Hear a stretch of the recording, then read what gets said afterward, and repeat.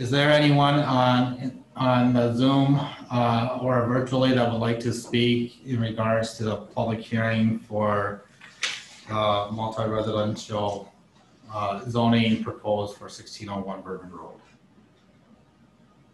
If you would like to speak, feel free to unmute yourself and announce yourself, and we can take it from there.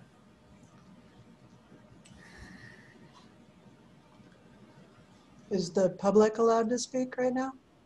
Yes, this is the public comment section. Great, okay. So my name is Amalia Hicks, and I'm finishing up dinner right now for my kids, sorry. So I learned about this through Facebook this morning, and I'm not super well prepared, but I have some concerns about this. The biggest one being the location. I think that the river or the creek walk and boardwalk is probably arguably Cross Plains' best asset.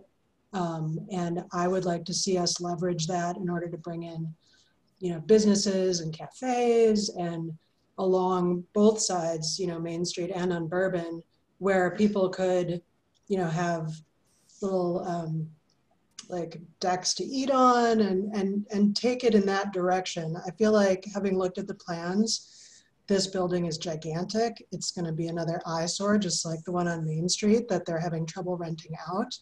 And once we agree to use our prime real estate space in this village on this, it's there forever. I mean, there's no way to like reconceive the landscape of what, again, I think is arguably our best asset in the village and the best way to bring in more businesses eventually after the pandemic's over. So that's my, I guess, only statement. Thank you. All right, thank you very much. Is there anyone else?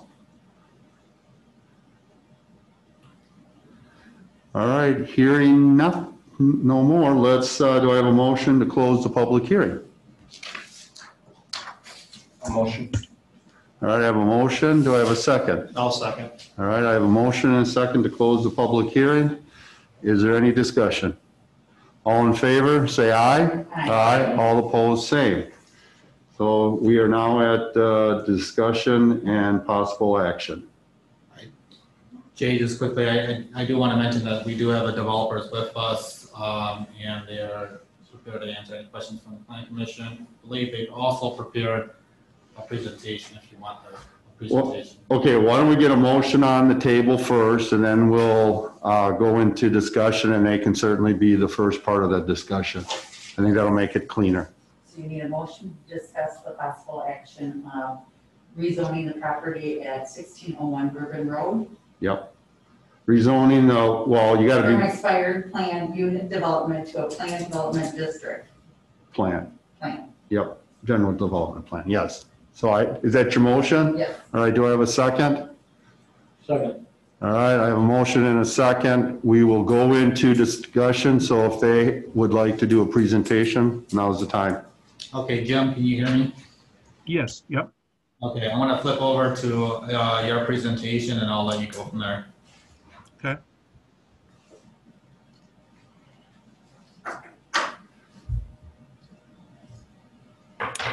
Yeah, okay.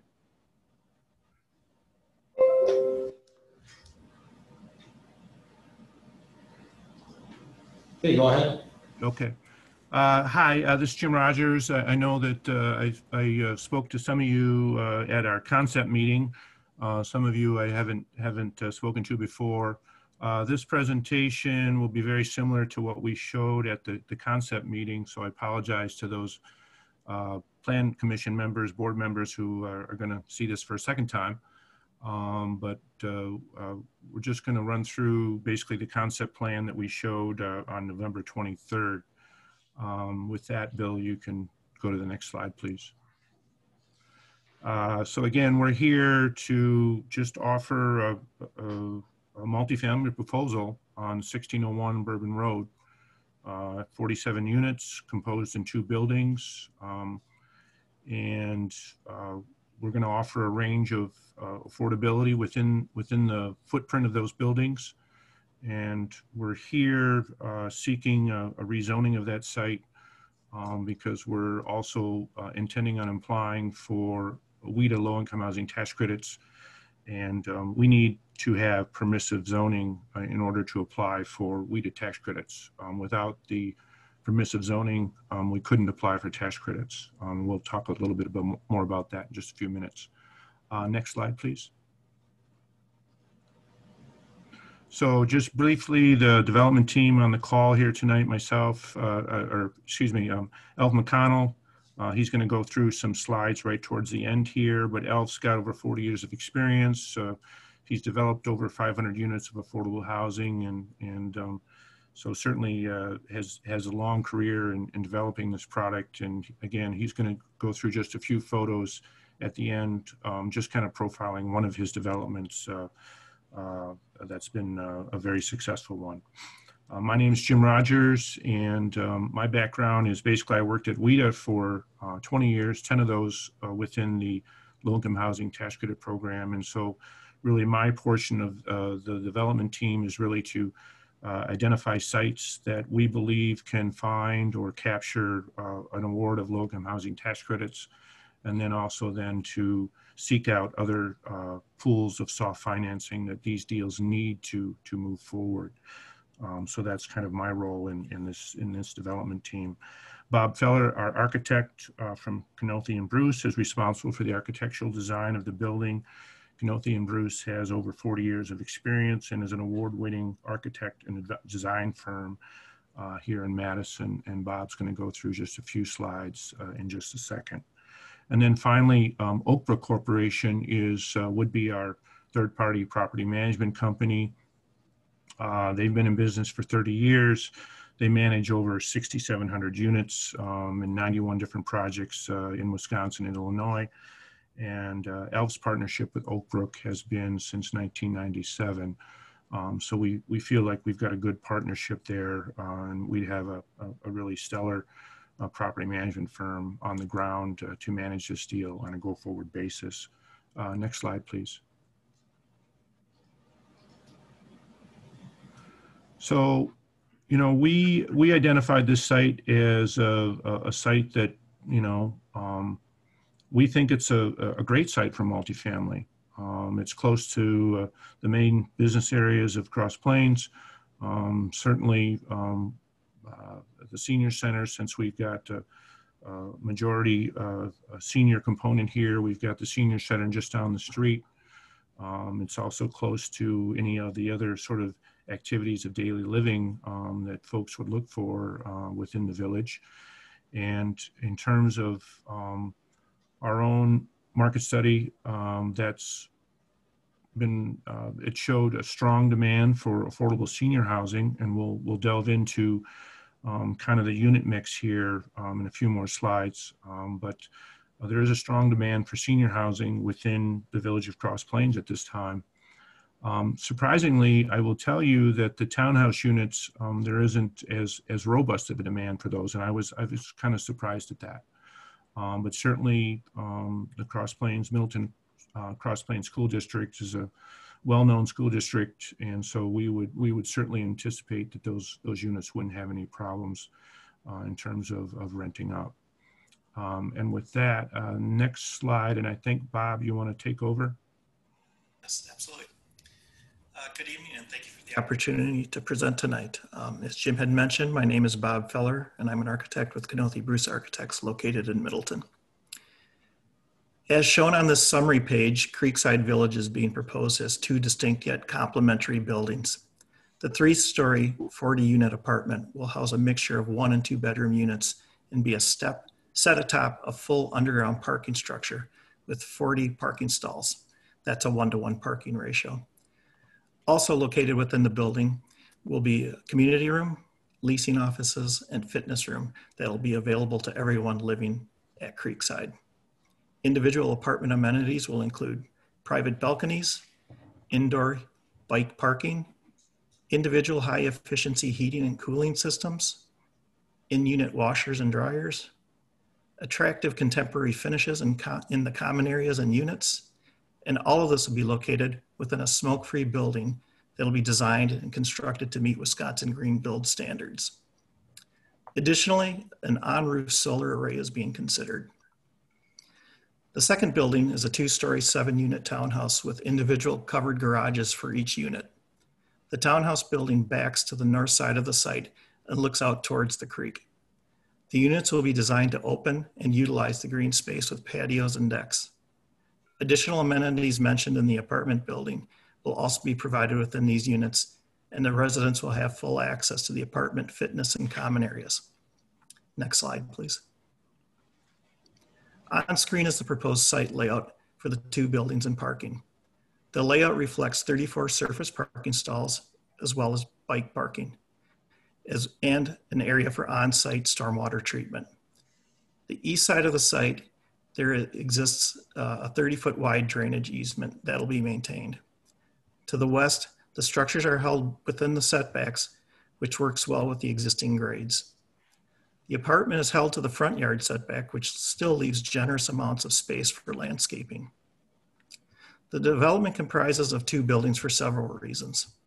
First, it allows the height and scale of the buildings to be reduced to be a respectful member of the community. Next, it provides a variety of unit and living types for different lifestyles and family makeup.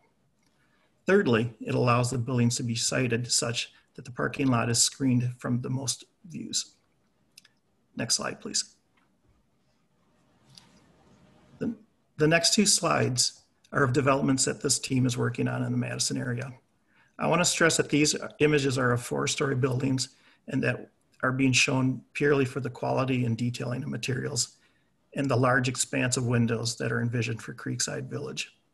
What is being proposed, I want to remind, is a 3-story and a 2-story set of buildings. In this slide, you'll notice the buildings are comprised of brick and a composite siding material. That's a hardy board or LP type siding. Windows are generous and operable to allow residents to enjoy daylight and fresh air. Each unit will also have a private balcony or deck. Next slide, please. This slide echoes the commitment to rich quality materials, usable balconies, and a neighborhood-friendly landscaping. Detailing is incorporated to reduce the scale of the building and retain a homing feel. The building utilizes a hipped roof brow at the perimeter of the parapets to reinforce that residential feel while providing screening for the rooftop equipment and possible solar array. The townhouse building would be designed with a contemporary, complementary materials, colors, and fenestration. With that, I thank you for your time this evening and turn it back to Jim, who will share additional details on the development. All right, thanks, Bob. Next slide, please. This is just so you can see real quickly, just the unit configuration inside the building in terms of the income bands and then kind of the projected rent of those units. So we would be from 30% to 80% of county median income as a point of reference. For instance, a family of 1, 30% income would be $21,000, and a family of 1 at 80% would be $56,000. And a family of 2 at 30% would be $24,000, and a family of 2 at 80% would be $64,000. So again, just to give you a range of the income bands that we would be targeting within the senior age restricted building. Next slide, please. So this is a project in Madison we're working on. So this is a rendering from that project. But at least you can see the townhouse units here. They'd be kind of similar to these here. And we just wanted to just let you know of the 7 units there, we were targeting 130%, 140%, and 150% county median income unit. So the 30% rent there would be $654. Next slide, please. So again, just kind of summary, expected benefits. We have an infill site that we feel is underutilized, so we do believe that this maximizes the use of the site. I did have a misstatement here that this is 100% affordable, but it's a new $12 million development budget, new quality, safe, affordable housing for seniors. We believe that this accommodates some other growth within the village of Cross Plains by allowing some movement for older folks that maybe no longer want to own their homes, but still want to live within the community. Higher density housing will also provide added support for local businesses as they shop for their daily needs of living. And that will bring further economic stimulus to the area just through densification. And in terms of within the site itself, not robust employment, we would have a site manager and we would have a property maintenance person. So we would provide 2 new jobs within the area and obviously increased property taxes for the site. Next slide, please. And then our development timeline, I touched on this just a little bit. We're here before you to get permissive zoning. We're hopeful that we can get this in the next couple of days. We have a tax credit application due to WIDA by December 11th. And these deals all have a really long lead time from concept to actually breaking ground. We would still have to chase multiple sources of other financing through next summer. And if all goes well, we would close basically in the, say, March, April of 2022. And then there's a year construction time. So best case, we're not opening the door until May of 2023. And that, I'm going to turn it over to Alf, who's going to just talk to you briefly about one of his deals, because we were asked at the concept meeting to show an example of a project that was of at least somewhat similar size and location. This one doesn't quite match exactly, but anyways, I'll turn it over to Alf. And Bill, you can go to the next slide, please. Hi, my name's Alf McConnell. This is a project called the Parkview Senior Living Community in Caledonia, Racine County. Here you can see a 3-story building, and this was constructed and completed December 2000. So it's 20 years old, and yet it looks spectacular. This building was selected as a finalist in a national development competition for best property of its kind in the country. Next slide, please. This is a outdoor patio area just outside the community room for the residents' enjoyment. Next, please. This is the lobby area looking into the community room. Next slide, please. As you can see, it's fairly spectacular. It's a late 1800s Victorian mirror on the wall there. Next slide, please. Here's another area of the community room showing the community room kitchen. In this room, we have Thanksgiving dinners, holiday dinners of various sorts, birthdays, celebrations, or a resident can reserve this room for a family gathering, assuming no more COVID. Next, please. It's another view of the community room. Next, please. Another room, view of a common area with 3 of our residents.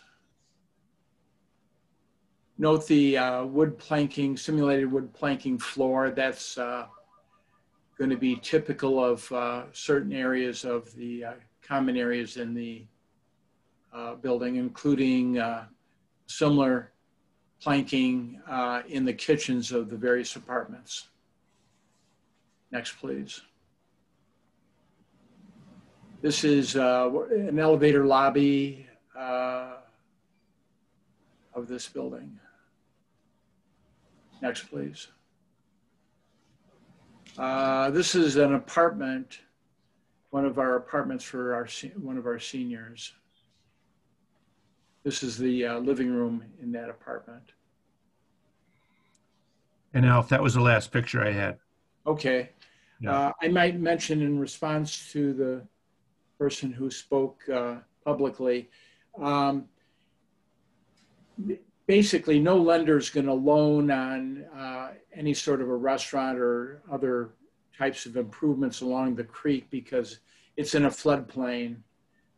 Second of all, this parcel of land has not only been vacant for decades, it's been, I think, vacant back to prehistoric times. I don't think anything has ever been constructed on the site. There was previously a developer that tried to develop something on it, but he couldn't make it work.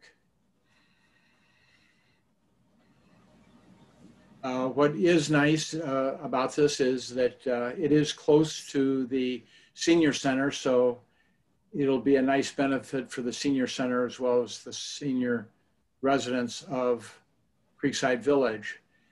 But also, this would be an opportunity to get residents of Cross Plains to enjoy the area. Even though there won't be physical improvements along the creek, they will be able to enjoy the views of the creek and walks along the creek. Jim, any comments? No, we can, I think we can turn it back over to the Plan Commission. All right, thank you very much. Anybody have questions? Well, I guess I got a couple questions. I'll start with Jim.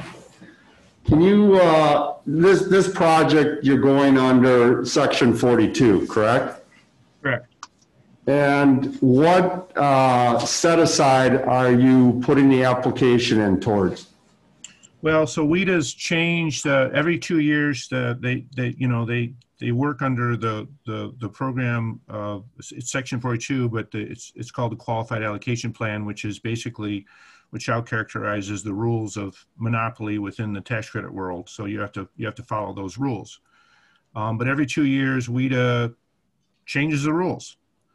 And so this year, and when they set those rules, they're set for 2 years, and then 2 years later they change them again. So we're at the beginning of a new 2-year cycle, and so we are in a new set aside, which is called the small urban set aside, and we are also there's 2 pools of credit that you can apply for, or 2 lanes, maybe is a better way to characterize it. You can drive in the 9% lane, or you can drive in the 4% lane. If you drive in the 4% lane, you need to find usually a few more sources of soft financing. But this site, we are positioning to apply in the 4% lane. So small urban 4% then? Correct. So it would be, and the state of Wisconsin started a state credit program. I think it started in 2017 or 18. So we would actually be, you apply for them at the same time. It's with the same application, but we would actually be seeking and or receiving both federal and state housing credits. Okay. And then I was looking at the scoring categories, and I did not see senior housing as one of the 16 scoring categories. Which ones are you going for? In terms of scoring categories? Yeah, you know, they had veterans, they had no limits. There's like 16 of them on the application page when you go to their site. And they have different values to them? Yeah. So the 30% units that you saw in that unit mix, Yes. Typically those have to be targeted towards folks that might need some additional supportive services. Okay. So we would be, working with Paulette Glunn at the Northwest Dane Senior Center, and she provided us a support letter that we're including in our tax credit application. So we would be providing services for seniors that that she interfaces with, and then as well, we also are going for veterans points. Okay. And the veterans, that's a little different. They've changed the ruling on that now. So the veterans, those used to be 30%, but they've changed that now so you can get 30% to 60% county median income veterans. That and basically what it means is that we have to hold open those units for 30 days, and we have to market to try and fill those units with folks that, for instance, we have to try and find a veteran. But if for some reason we can't find a veteran that can occupy that unit, we just have to keep it open for 30 days. And then after that, you can just generally market it. Alf McConnell speaking here. For those that might not know, Section 42 is under the IRS, under the Treasury Department. Sometimes this program gets confused with Section 8, which is under HUD. That's a different program altogether. This is, they both have the name section in there, but this is Section 42. It's for people that have income, but they just don't have as much as the median income. Whereas with Section 8, you theoretically can have no income and live in a Section 8 building with a Section 8. Well, Al, I'm going to disagree with you a little bit. Section 8 is more tied to individuals where you give them money to pay rent. Well, Section 42 is an incentive program for developers to build buildings because you hold it for, you sell the tax credits and you build the buildings at a discount, and in 30 years, you have a choice of what you want to do with them. You know, they don't stay necessarily subsidized housing forever and ever. There's a 30-year agreement, I'm pretty sure, unless yours is a little different, but most of them in Madison are 30 years. And then the developer can choose to convert them to market value or sell them to a nonprofit that deals with affordable housing, or keep it, whatever works for them. So there's a little bit more difference than besides what agency they're from. But let me ask you guys, since you're really selling this as senior housing, if there was a conditional use put on this lot that it had to be senior housing, what would your feelings be on that?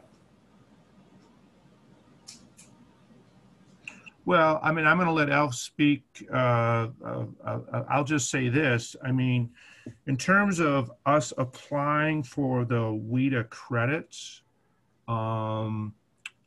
this question was asked at the November 23rd meeting, and I did reach out to actually legal counsel at WIDA, and they didn't get back to me.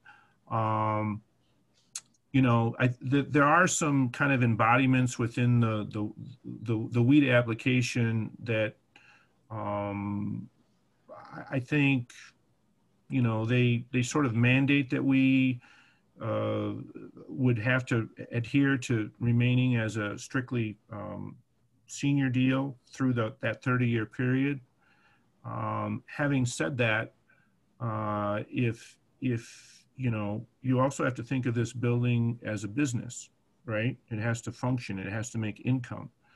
And if you were the lender on this business and all of a sudden, you know, the person you lent to was having trouble making the mortgage payment and had to change the tenant base of the building to make sure that they made the mortgage payment, then I think that would be something that would probably be looked at.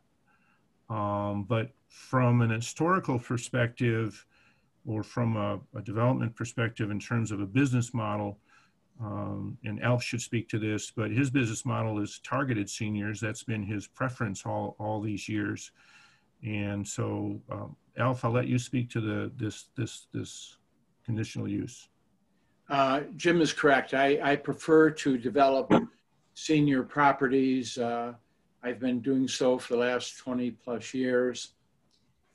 They're good people, good residents. And they prefer to live with other seniors. If we started to introduce other people in the senior building, we'd start to lose our seniors. They want to stay with other seniors. They don't want to really live with families. Right, but here's my concern. As you said with the veterans, you market it as seniors. In 30 days, you don't get seniors to fill your building. So then you open it up and now you have people that need services, but they're not seniors. And No, that's not correct. I mean, let me just be clear. I mean, okay.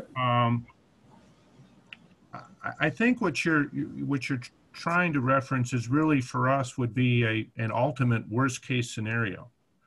We would have to experience a fairly hefty vacancy for a fairly long period of time before we would go down the road of changing the tenancy of the building.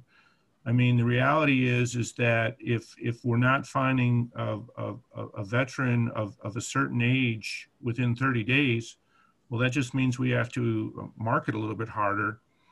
And, but we're not going to change the character of the building overnight. I mean, it's going to be, it would stay 100% age restricted. Yeah. The veterans, as far as I can tell. The veterans that Jim is referring to are 55 and older. They're not under 55. That's correct. And if we don't get a veteran in 30 days, then we can run it to a senior age 55 or older that's not a veteran. But the age restriction stays in place. So I guess so are you okay with that as a condition or no? Well, I don't think we want to have our hands tied such that it could drive us into bankruptcy or foreclosure. The Parkview Senior Living Community, it has 6 phases, and they're all several hundred residents that have been built over the last 20 years, and they're all seniors. We have no one under age 55 except for management and maintenance staff. And oh, by the way, you had mentioned, you were mostly correct in your description and on a number of things, but you did use the expression subsidized housing.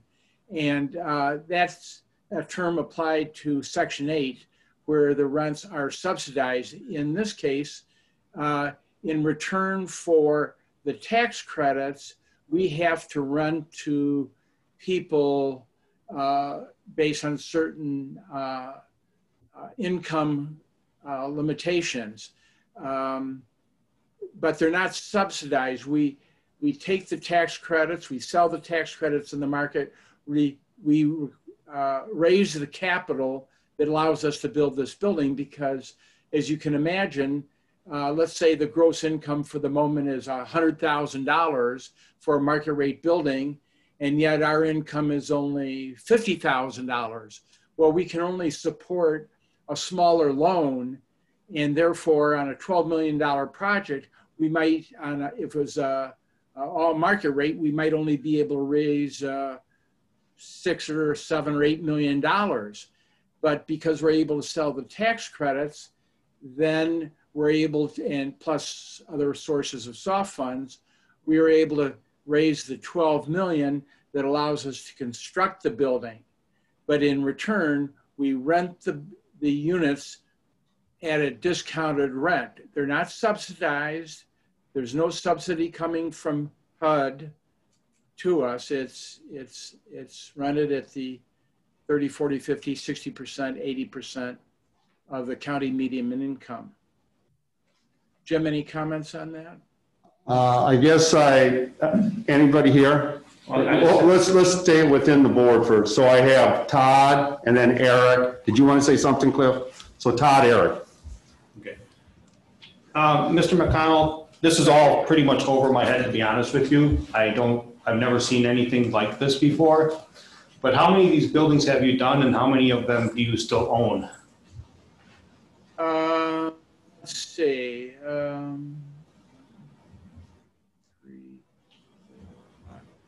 6 under section 7 under section 42, and I own all of them except for one project. Thank you. Eric? What's a scenario where you would be able to rent to people under 55? Well, first of all, I should mention that the market study shows that there's the strongest demand is for seniors. So in all probability, this building, the senior building will be rented to seniors. But you say under what scenario would we rent to somebody under age 55?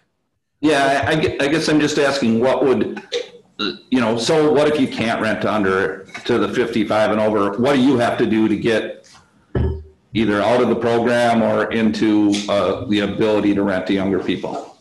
Well, to start to rent to younger people would deteriorate the quality of the building for the senior residents that live there, and they would tend to move out. So we'd end up with a bigger problem by renting to people under age 55. Okay, thank you. Any other questions from here? I know Mike wanted to say something. Why don't you go ahead, Mike? Mike, you're on mute. This is Mike Slabney, the village planner. You were talking about how the upfront use of tax credits results in lower rents. In my experience, that also results in lower assessments for property tax purposes. Can you give us an idea of a building what a building that costs $12 million to build actually is assessed at for property tax purposes?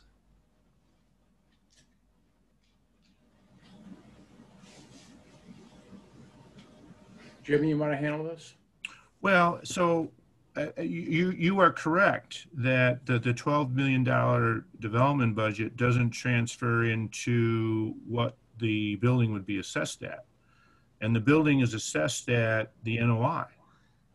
What is the NOI of the building? I don't want to venture hold us to an assessed value here, but it would probably be less than half of the development budget. Okay, thank you. The reason I'm asking is because of the letter that we received that mentioned the $12 million value. And I just want the Plan Commission to understand that $12 million worth of cost of construction doesn't translate in this instance to $12 million of assessed value. It's still a healthy assessed value, but it isn't $12 million worth of assessed value. And I might mention that the 12 million gives you an idea of the sort of capital that will be brought into Cross Plains. It'll be a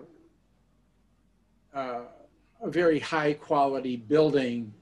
When you can imagine, we have residents that are 80% of the median income. What's the median income, Jim? 45,000, according to WIDA. 45,000. So 80% of that. So people that are earning $32,000, $35,000 or something, they're going to want a quality building to live in. And so it's not like it's a crummy $6 million building or $8 million building. It's a quality $12 million building, a beautiful building. another project that I developed also won a national development competition for best affordable property in the nation. So I do like quality, and I quite often end up trading away dollars for quality. I understand the example buildings that you showed tonight and at the conceptual review showed brick on the ground, 2 floors with a siding material on the upper floor. Is essentially that the format that you're looking at for this project? Yes. Thank you. Those are my questions. Thanks. Thank you, Mike. I just have one more comment, and for Al, just so you're correct on the history of that lot, what had happened is 2/3 of that lot was in the environmental corridor. We found that a number of businesses were in that, so we went to CARPC and got that redrawn. So it's only been probably, 6-7 months that it's come out of the environmental corridor. So that was one of the, as you stated, that was one of the handicaps of that lot, was that environmental corridor went so deep into it. So that's what makes it now basically buildable and developable. All right. Anybody else? Well, thank you for your presentation. Thank you. Thank you for your consideration. Yep. All right, so we are at the discussion here for this motion. Do people have any comments or statements they'd like to make? So there's a motion on the floor, right? Yeah, we're at discussion. Yeah. It'd be to approve this. So Judy? I do like the way that you've asked about the, if they can't rent it, that at least, be under senior. I wonder if we can put something in the motion that like maybe 1% we would allow to go under 55. We do something like that. Well, I don't know if we would do that here. Okay, but would it be at the board? Yeah, it would be at the board or something. Or I don't know if we're the correct spot in doing this right now. We're looking to rezone. I don't know, once they come up with a project, if we can put that as a conditional use. That's why I was asking. I don't know if it's something you would put into, I don't know enough. That would be a Mike question. Any other? Cliff? I think now would be the time. Oh, okay. Cliff? My concern would be, as you were discussing, that you had said that the attempt to lower the age limit on some of the units would discourage people from coming in there. My question then is regarding the 7-unit townhouses being in the same location. Those would not have an age limit to them, which would, in my thinking, would be just the same as putting under lower age people in the building itself and having a group of younger people adjoining the property alongside of them. So that's my concern right there, is if that townhouse would be a deterrent for the seniors to want to come there. All right. Anybody else have a comment? I guess here's where I'm coming. I'm not necessarily for or against this project right now. What I think is we don't have enough information. I mean, this came to us on the 23rd, and we've had one meeting on it. There's a lot of assumptions being made. The one thing that hits me, it's been on both of them, for example, is how this is going to boost our small businesses. And I'm thinking, well, these people are on limited income, and it's affordable housing. So how much disposable income are they going to have to spend at these businesses? So I think I'd like to see the studies that have shown what the economic impact of affordable housing is. I think there's some red flags that I would really like to know about, and because I did read on that the units that need services to go along with it. It's not just the break and rent, but there's other services they talk about. You get points for that. I'd like to know what services they need. And again, can the village deal with that? I'd like to know exactly what we're talking about as the taxes on that. I think we need to slow it down, dot our I's, cross our T's, and then we'd be able to make a good discussion. Many of you, this is the first you've heard of this, and we haven't had time, I've had time to do some research, not a lot. That WIDA site is very difficult to maneuver through, but I think we need to have a better idea before we rezone a lot. Because what are the other options that we could put there? What other zoning? This is an opportunity to do it.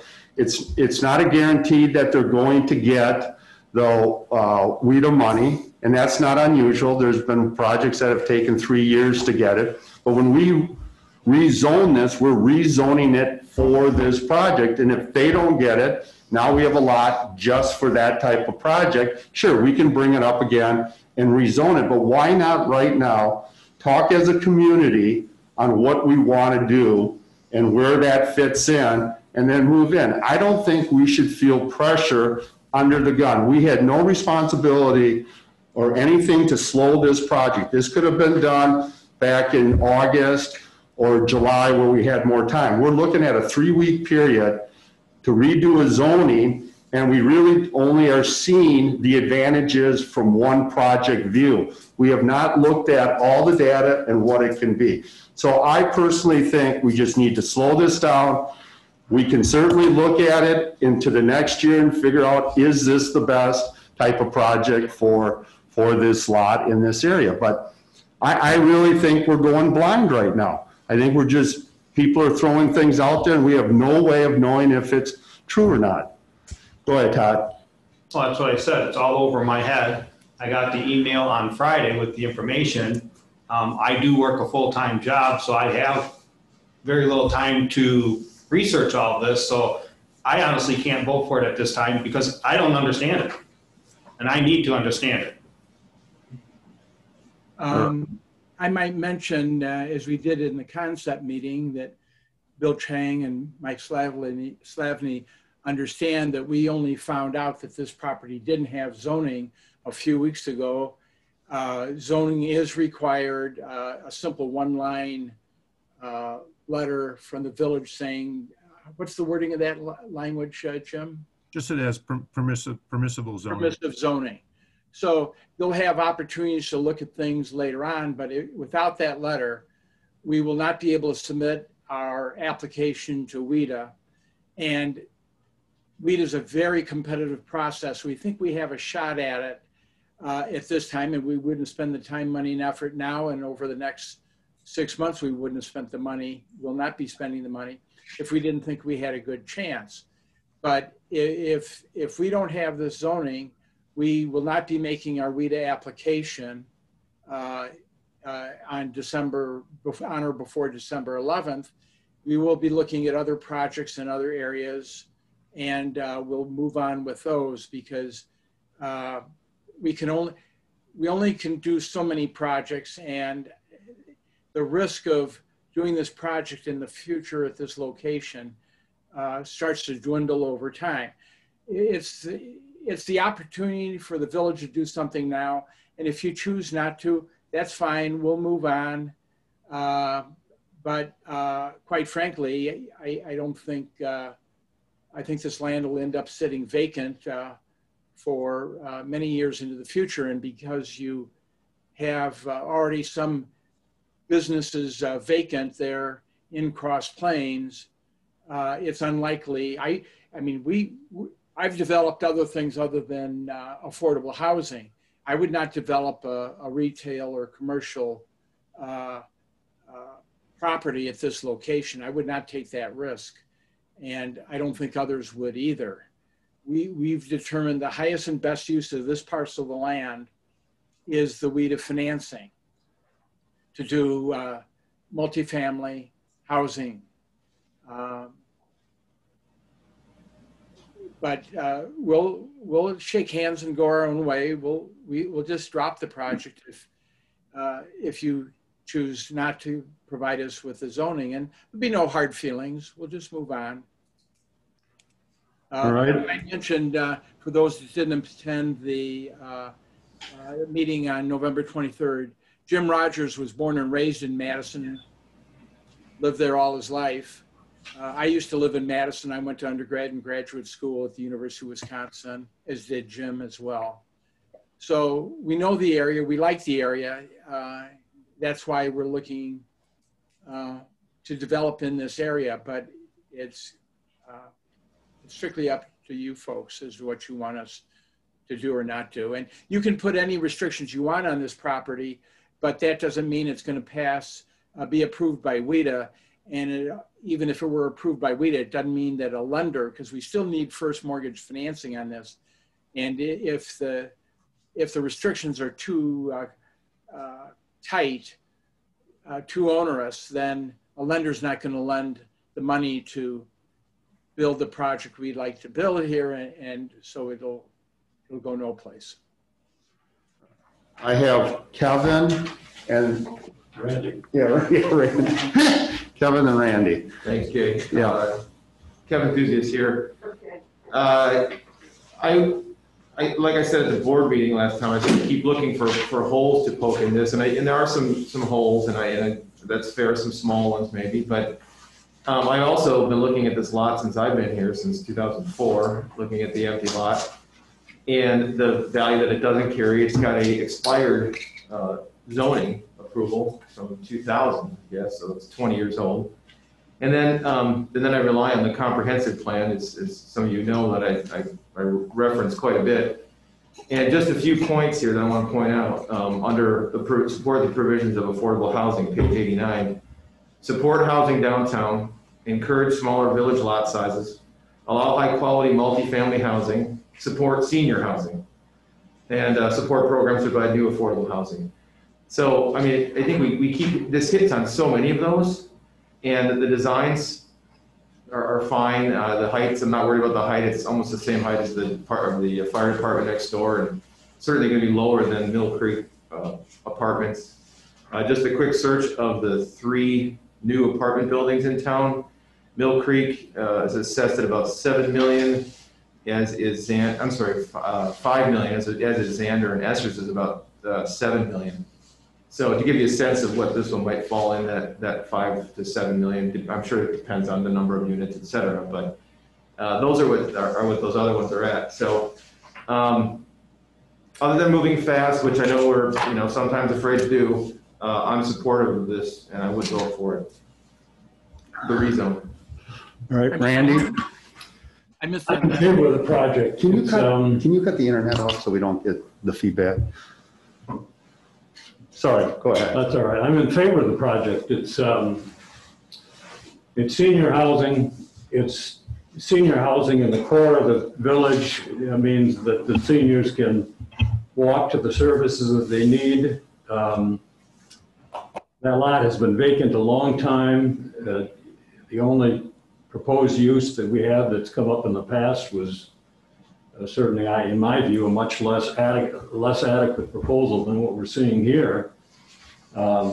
It hits a lot of the right buttons, and frankly, I think it's too good to pass up. I think it's a solid-looking project. I have been impressed with the presentations we've received here. I think it'll stay senior housing for the reasons that they mentioned, and I think it's a great place for senior housing in the village, and we need it. It's candidly, I think it would be a mistake to not move forward at this point, to lose the opportunity. All right, Judy. I too, like Kevin, was trying to figure out what else we could do here. I actually love the project. I love the fact that it's 55 and older, is what I really like about it, and affordable. I do like the idea that if we could put some kind of thing on it, say 1% couldn't go under 55 or something like that, if we had some kind of contingency on there for that. I'd rather see that than regular apartment buildings. I know I feel bad for the sellers because I think they've tried to sell it for quite a while and nobody else has taken except for the one gentleman that came, that I don't think that was really what we would want to see back there. I think for seniors, I think it's a great location with having Northwest Dane there, having the creek there and walking the parkway. I support the project. I think it would be great in our town. All right, Eric? I share Jay's concerns about rushing it through and being quick. I wish we had more time. But I also agree that for that location, for us to get anything in the neighborhood of $4 or $5 or $6 million valuation for the village is highly, highly unlikely. I just don't see that happening on any other type of a project there. It's a good use. There's a lot of people in this village that would, love to move into that place. It's not necessarily super low income people. It's, could be people that are living off Social Security, that type of thing. And it's a need that we have. I also don't know that the 55 and over thing should be a huge concern because, again, I don't know this for a fact. I'm just stating an opinion. But it seems like it would be very difficult for them to get out of doing it as a 55 and over once they get a large tax credit to do a project like this. But Jay, maybe you know more about that and can. Well, I could not find anything that ties the tax credits to senior housing. It wasn't even listed as one of the categories. So that's why I asked about a conditional use, because everybody, to me, I'm reading that everybody here who's in favor of it really supports because it's senior housing. Mm-hmm. So obviously if that's the case, then that's what we should put in, right? How many people here would be in favor if it was just another apartment building? Maybe people would still be in. But my whole thing is I couldn't find where the tax credits are tied to that. And because it's not part of the scoring, I don't know how you could hold them to that. Because the scoring of the applications, there was none of the 1 through 16 had restricted age housing or senior housing listed. That's why I asked the question. Jay? Yes. Just so you know, there is one category where we get points for seniors. They have a locational category where you get points for being close to different things. And so we do get 2 points for being within a mile of a senior center. Actually, it's 1.5 miles of a senior center. Okay. So based on that alone, there would be some ramifications back to the development team by changing that back to an alternative use below 55. So I just, if you look in that scoring section, you'll see a senior center and you'll see the 2 points. Okay, thank you. Mike's wagging his hand up. Okay, Mike. I'd like to direct everybody's attention to page 10 of tonight's packet, which is the second page of the description. And thank you, Bill. Let's look at the second paragraph. So right here at the top of my screen, anyway, the proposed development will consist of 2 new buildings that will infill a currently underutilized site that has never been developed. And then it goes on to say, let's pan down. I'm sorry, you have the wrong paragraph, Bill. Yeah, All right. I'm sorry, go up under introduction. There we go. So let's look at the second paragraph. So the proposed development entails a new 3-story, 40-unit senior apartment building. So that's in the proposal. And my belief is that the general development plan has to be in accord between the applicant and the village. If the plan commission wanted to recommend that this is a 40-unit senior building, I think that's plain fair ball. And that would let the developers decide whether they were willing to live with what's in their proposal. And I would note that the 7-unit building is non-age restricted townhouses. And to me, that makes sense because townhouses are a really good option for a family. It might be grandparents that are taking care of grandkids and maybe one of their kids, one of the grandparents' kids, or some other arrangement. But townhouses are a really good option because you don't have upstairs or downstairs neighbors. So they're very popular with families. But I think that the concerns that are being discussed are directly addressed in this paragraph. And remember that this is the zoning step. And if the Plan Commission recommends approval of this general development plan, subject to the submitted packet, I believe that this paragraph becomes the residential restriction on the building. Would that be your understanding, Alf and Jim? Alf, you're muted.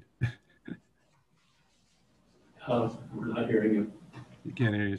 Alf, you're muted.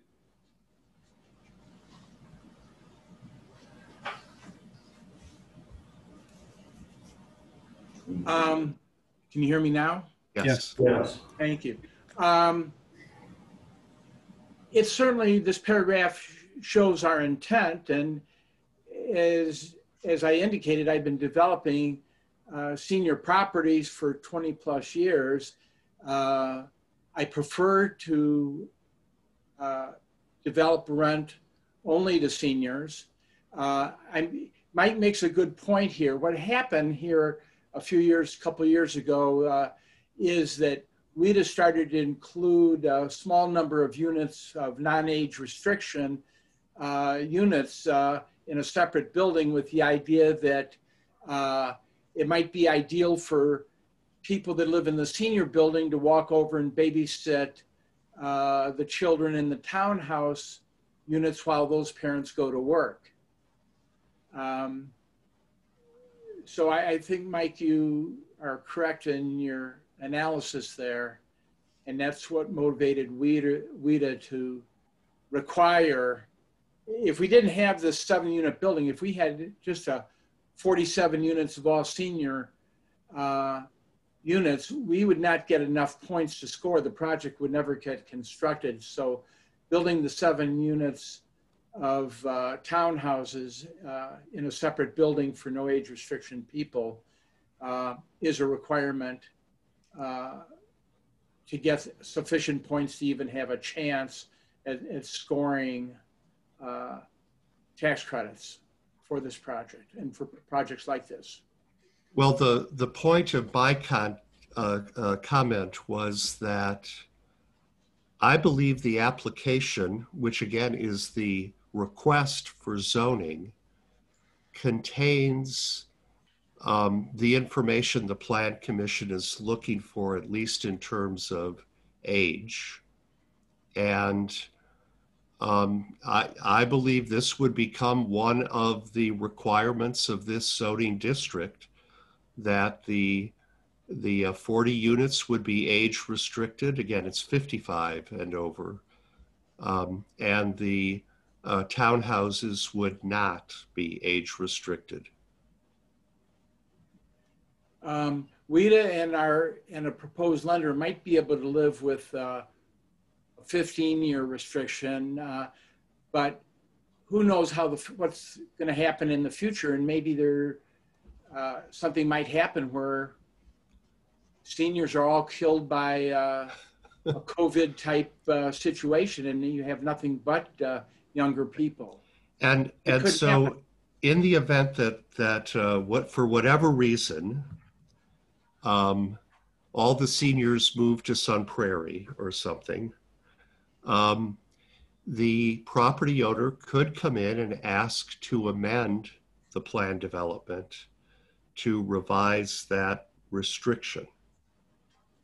But at least all of our previous plan developments, if a description like this is in the general development plan application, it becomes part of the rule for zoning. And it can be amended, but it has to be amended through the plan development process by amending the zoning restrictions for the property.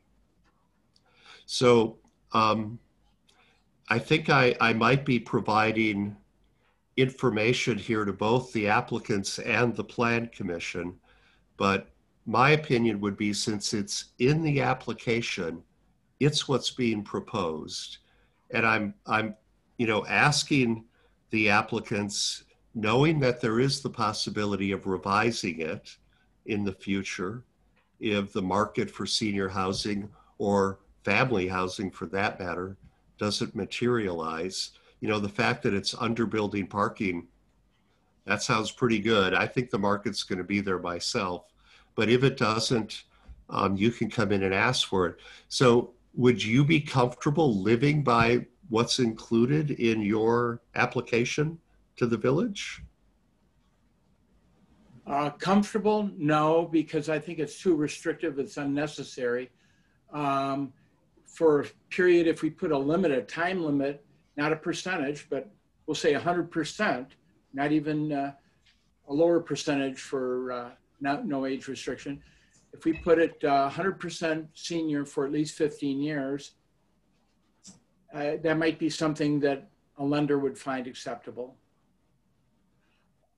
I guess I have to ask, Al, you're selling this to us as senior housing, but yet you're uncomfortable having it senior housing. So I guess I'm a little confused on that. One minute you're selling it to us as senior housing, but now you're saying you're uncomfortable with it being committed to senior housing. Well, I'm comfortable committing to senior housing for at least the next 15 years. I'm willing to take that risk and hope that a lender will also accept it. But to guarantee that the lender will find it acceptable, that it's senior housing into perpetuity, that's pretty rough. I would recommend that the village not try and micromanage the property to that degree, that we, as I say, we've got hundreds of units that are all senior property going back to the year 2000. There's nobody in that property under age 55. Well, I guess I don't feel the village is trying to micromanage. We're just trying to approve what you've submitted to us. And you're submitted that it's senior housing, and it seems like that is the catalyst for most of the members in support of this. But if it's not going to be senior housing, I just feel that it's not really fair to the village that we are expecting senior housing, because it's been stated we need senior housing. But I guess I'm just a little concerned that we can't get a commitment when it's in your application and that's how you're selling it. Let them respond, and then Kevin. It wasn't intended when we wrote up, did this multi-page analysis. It wasn't intended that we were going to tie our hands, but the market study clearly shows, and by the way, we could get this approved by WIDA if we went all no age restriction. It would increase, we could get the chances of getting this approved by WIDA. It would be significantly increased if we did 100% no age restriction. But we chose to take our chances with going mostly senior, going along with their 7 units of no age restriction, because that's the sort of property we prefer to develop. And I'm saying we're willing to commit for 15 years. I think I think a lender would find that acceptable. But for a lender to make a loan on this property and say, well, it's always going to be senior, regardless of what happens in the future. And the lender's fate and the developer's fate are all tied to a possible zoning change in the future is risky. So the lender would just basically say, gosh, I have a lot of other loans that I'm sitting here on my desk. I'd rather go with less risk there where we're not having our hands tied so tight. Okay, Kevin? Thanks. Kevin Enthusiast here again. I'm wondering then if I'm looking at the actual application, and if we're not approving what's in the introduction, then what part of the application are we approving or potentially approving here tonight with the petition to rezone to planned development?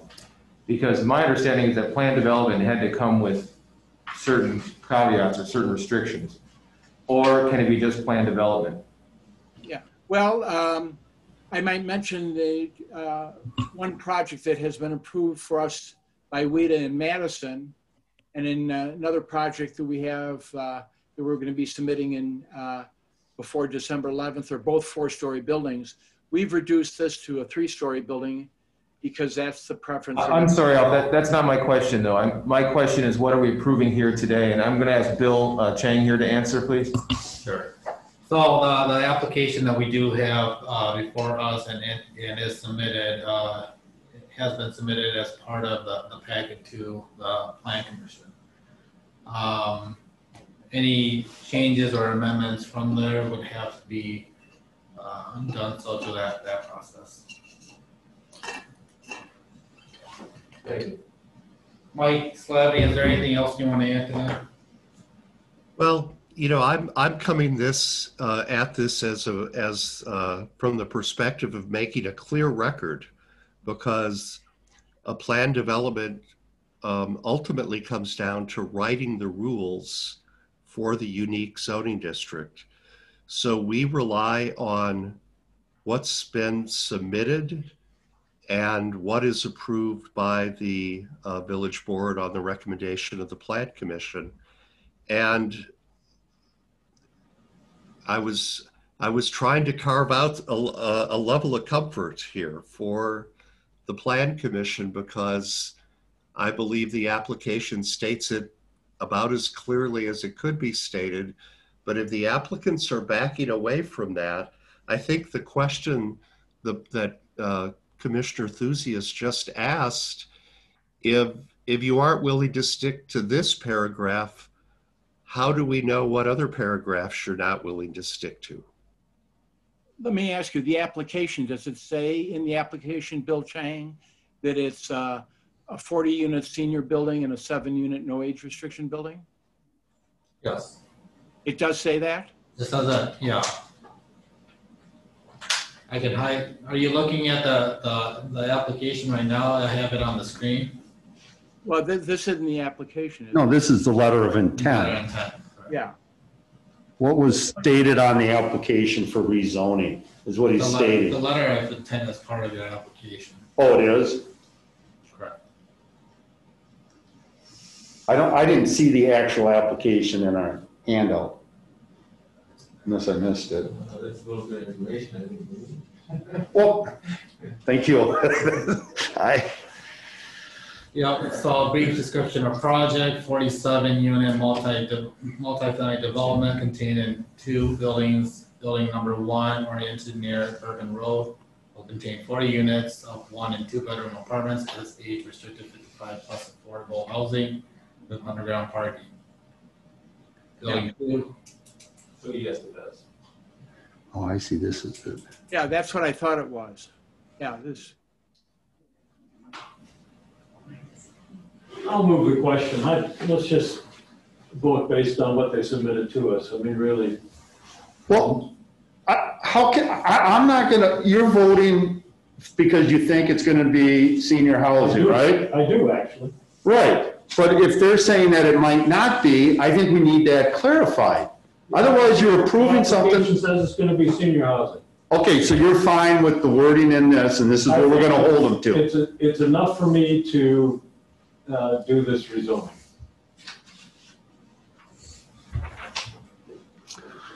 All right. If I didn't believe them, I wouldn't make that statement, but I actually do, and I actually think the demand is there. I believe the demand is there also. So, I think that this will be not an issue down the road. Mike says. Go ahead, Mike. So I might suggest that when we get the motion include the brief description of the project that's on the one page that Bill has up on the screen now. If your desire is to lock this down as was submitted, just to make it clear, to create a clear record, I would read that into the motion. Okay, so we already had a motion and a second. Do I have a secondary motion to change the language in the first motion? I don't remember who did the motion. Okay, so but before you do it, let's do what Mike has asked and ask, the motion is to add the language and you read it to be placed into, and then we can vote on that motion. I would love to read it, but I can't see it. Oh. Does that mean you need somebody else to vote? Okay.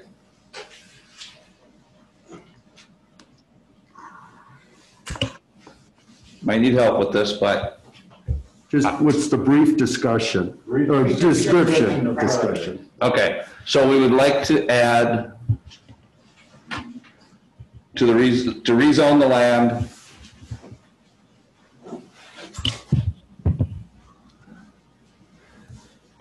as conditional use for a 47-unit multifamily development contained in 2 buildings. Building number 1, oriented near Bourbon Road, will contain 40 units of 1 and 2-bedroom apartments as age-restricted 55+ affordable housing with underground parking. Building 2 will contain 7 3-bedroom townhouse units oriented along the back part of the lot near the north property line.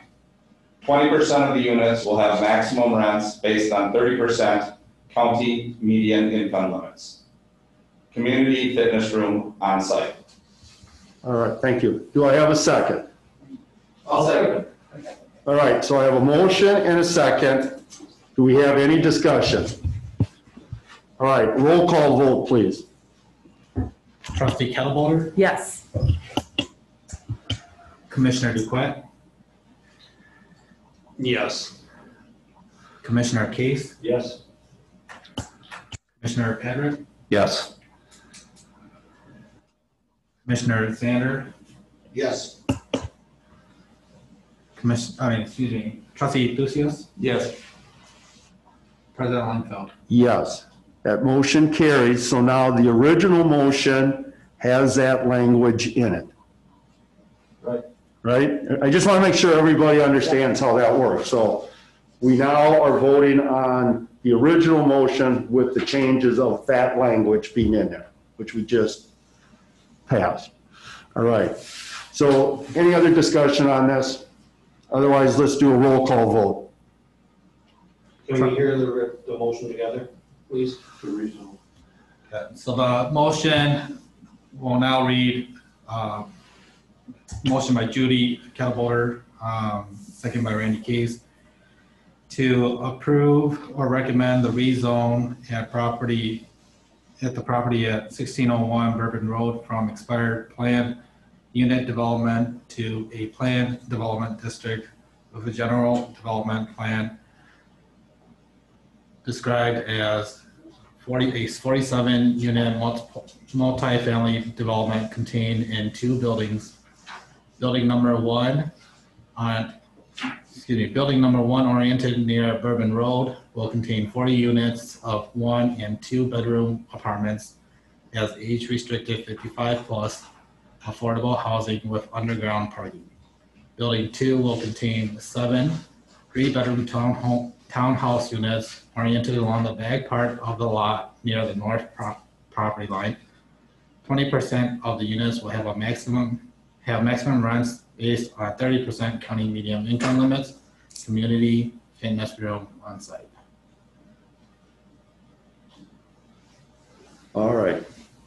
Everybody, any other discussion on it? Is that the rezoning that they need to complete this application by the 12th, 11th? So they need a permissive zoning. And this is that permissive zone.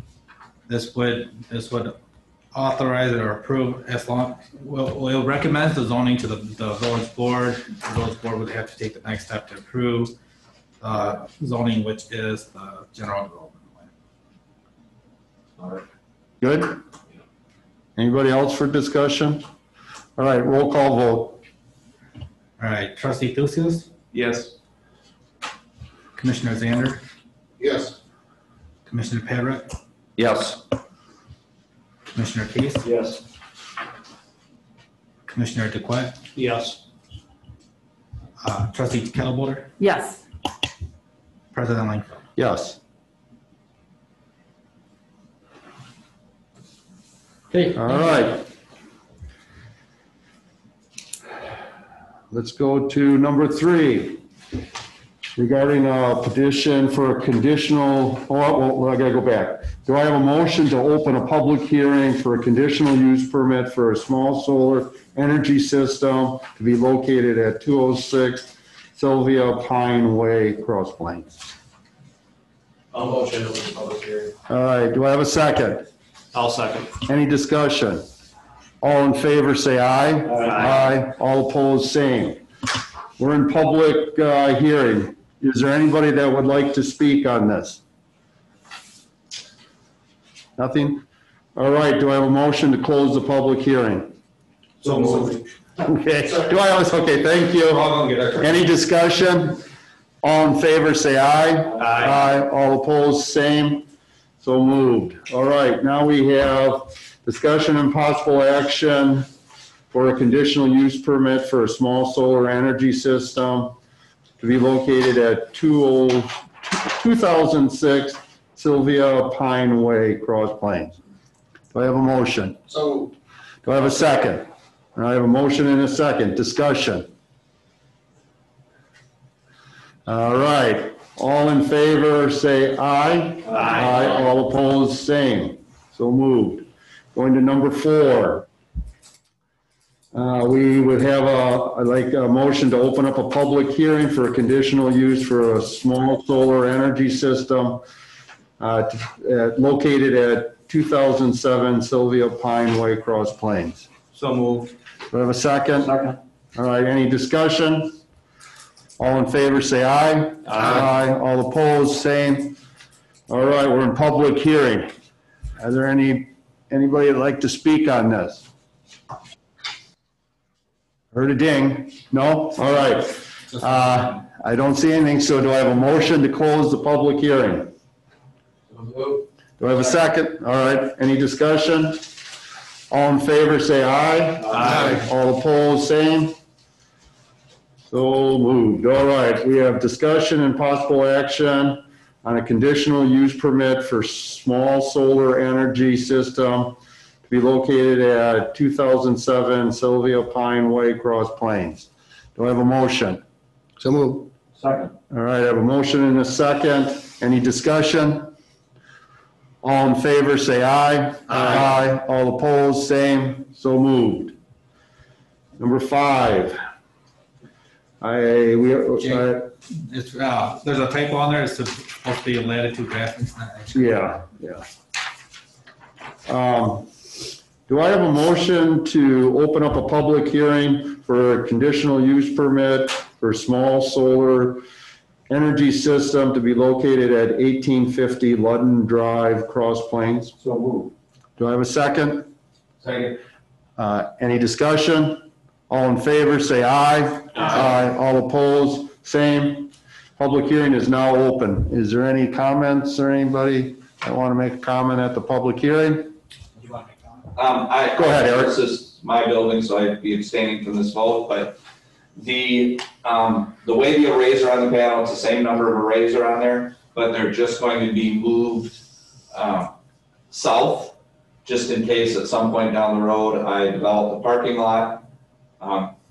There would shadows that would be casted over quite a bit of that solar. panels, so I do have it here on my laptop, if anyone wants to see. It's just same number of panels, are just moved basically towards the front parking lot. So Towards the north then. towards Yep. the north. Yep, Towards the north. yeah. Towards River Road. Yeah. So it's kind of more centered on the roof actually, from a north to south direction. And the sides didn't change. They're just off the edge a little bit because of potential shading from trees. So it's really just, an attempt to optimize it in case there's any future development in that parking lot. All right, very good, thank you. Any other comments? Do I have a motion to close the public hearing? Motion to close the public hearing. Do I have a second? Second. All right, any discussion?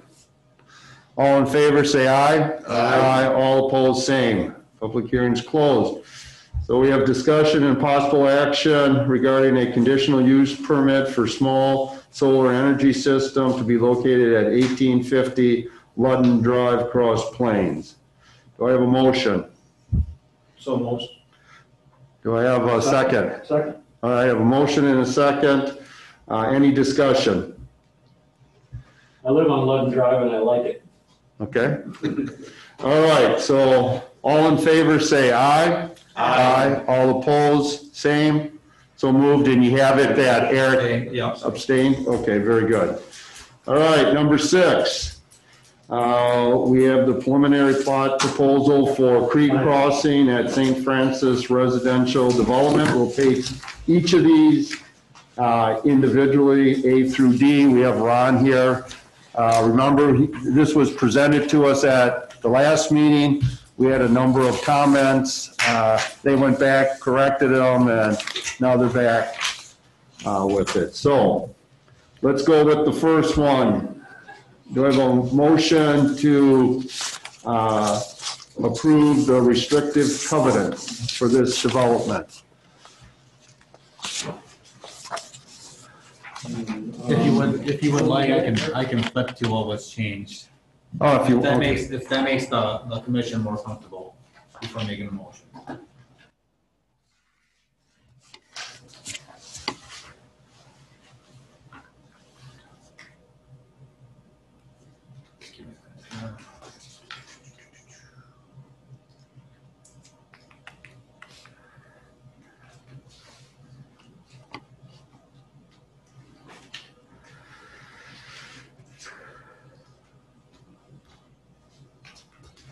Okay, so this is the declaration of covenants for the plot crossing at St. Francis. This one does have, that's really hard to see.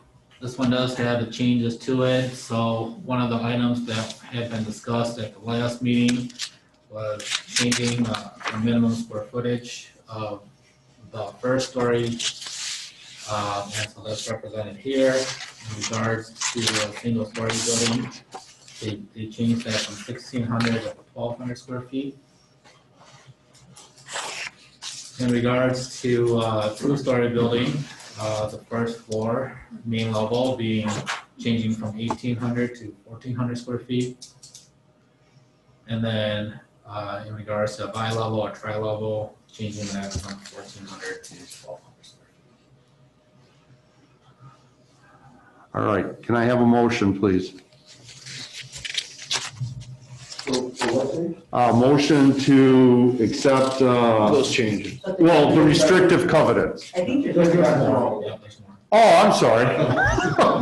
I thought he, well, yeah, I had. So under section 3.03, they just removed the clause chimneys and flues being fully enclosed. On page 3 here, on building materials, we have changes to roof pitches and under roof pitches. Give me a second to read that.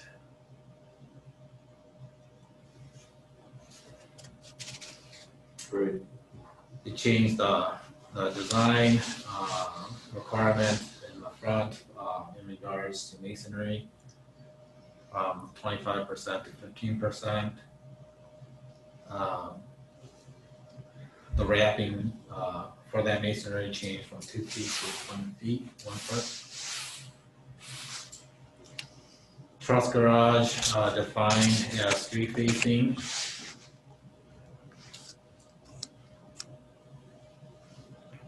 So just some clarification on the language there.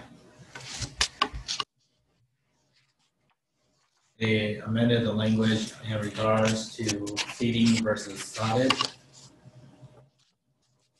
Landscaping, 3.09.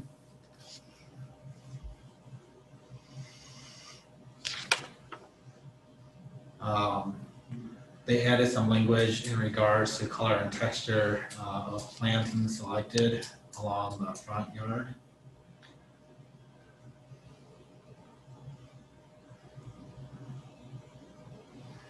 They have the language added in regards to rain gardens as requested. Vegetables and flower gardens also become orderly, so there's some adage there. Minimum elevation levels, opening elevations were changed. Looks like it's just fixed here. The different lots, and this is due to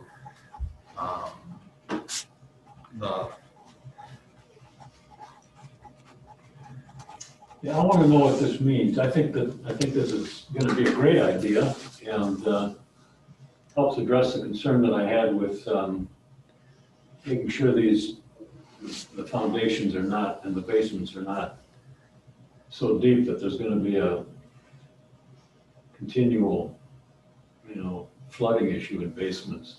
Is this an elevation that you'd have to stay above in digging your foundation for a given lot? Well, not the foundation itself. The minimum opening elevation is any garage, doorway, window, that is an opening in the foundation. And that has to be at or above these elevations. And these are the lots that are adjacent to the stormwater pond or any major greenways. And basically we have set the minimum opening elevations 2 feet above high water so that there's a safety margin. But it's not a restriction on the floor of the basement. It is not. It is not. No. The restrictions do require drain tile and a sump pump. Right. Yeah. And when we dug, well, I looked at the borings again and we dug test pits last week. I don't, with how we're grading the site, I don't think we're going to have a problem with being below groundwater. I know that was one of your concerns. It was. Yeah. It is. Yeah. And that's what we're finding is even down towards the south end, those basements should be above groundwater with where we're ending up with finished street grades. Because we're doing quite a bit of filling down there. What will these basement walls, the exterior walls, will they be waterproofed in some way? I'm forgetting what the names of those products are. It used to be called Tough and Dry or something like that. Or is that strictly optional on the part of the owner? The restrictions don't address that, but I think it's standard practice nowadays. Is it? Yeah. Yeah. And especially here, I think builders would be aware due to the minimum opening elevations that they should be doing that. But I think all builders do it. Hey Ron, just a clarification, the minimum opening elevations here, are they the 2 feet above the flood protection elevation, or is it? It's 2 feet above high water. So for the pond, we're actually looking at controlling the 200-year storm. So it's 2 feet above that. Yeah. And then in the greenways, it's 2 feet above the anticipated high water in those on that north-south greenway. Any other questions in regards to this section? And I'm not sure if it's in the section or not yet. Did we talk about that so many of them had to be pre-sale? Is that still part of it? Had to be pre-sold, part of the section? Or part No, of that one, that's not in here. That's not part of this. Yeah, we haven't. We That's haven't got that. not part of the deed restrictions, no. And then in the deed restriction, there's nothing about being 55-year-old, like we just went over the last one, right? No, there's not. Because at one time it was. We had talked about it, but we are not limiting any of these. Right. All right. I'm just gonna scroll through the document here, and I believe that is. Well, can we just go back to page 1? I thought that was corrected, but for the outlots, you have 1 through 3, and there's actually 4.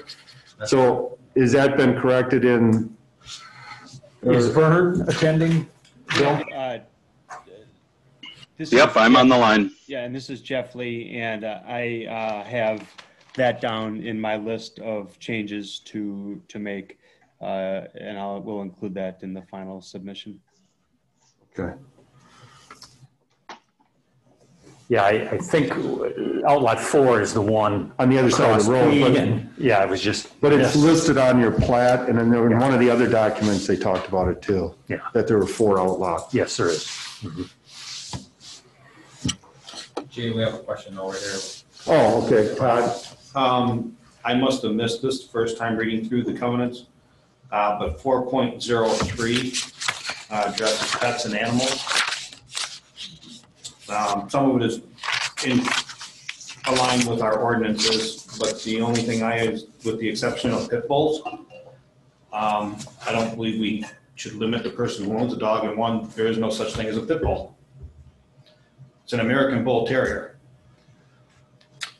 So I personally would like to see pit bull removed from it. I don't know what the rest of the board feels, or commission. Well, May I ask a question? Is there a village ordinance that addresses pit bulls one way or the other? Not that I'm aware of. We mainly have an ordinance that addresses the amount of animals you may have in the house and the kenneling. Okay, so then my opinion is the developer gets to decide whether they're allowed or not. We might want to correct the name if we don't have the name correctly, but this is the type of thing that I think is to the discretion of the developer in terms of what they think is best for their subdivision. Okay, let me ask you something, Vern, but we have an ordinance that allows chickens. So would people still in this development be able to do that? Are you allowed to have chickens irrespective of the zoning classification anywhere in the village? Yeah, it's a permit that you have to get. Same as bees. Yeah, bees and chickens we allow with a permit. Okay. Well, I just don't want to get into a fight where neighbors are saying, no, you can't because this says, pets, you're only 3 and you got 4 chickens, so you're over it. But the village allows people to have 4 chickens, I don't want to get into that beef. So I'd like this to be consistent with the ordinance, obviously. Mm-hmm. Okay, so do you want then to have language in there that says other animals are allowed under the applicable village ordinances? Yeah, I guess that's what I think would be good language on here. Because I think we even have a limit on how many pets you can have. You're allowed 3 dogs. Yeah. Yeah, so it's. Okay, and so the 3 is consistent with what we have here. So the issue is chickens and bees? I would just I would put the general language of being consistent with village ordinance, because how that stuff can change. Yeah. Okay. All right. Well, we'll consider that a friendly amendment. Well, thank you, sir.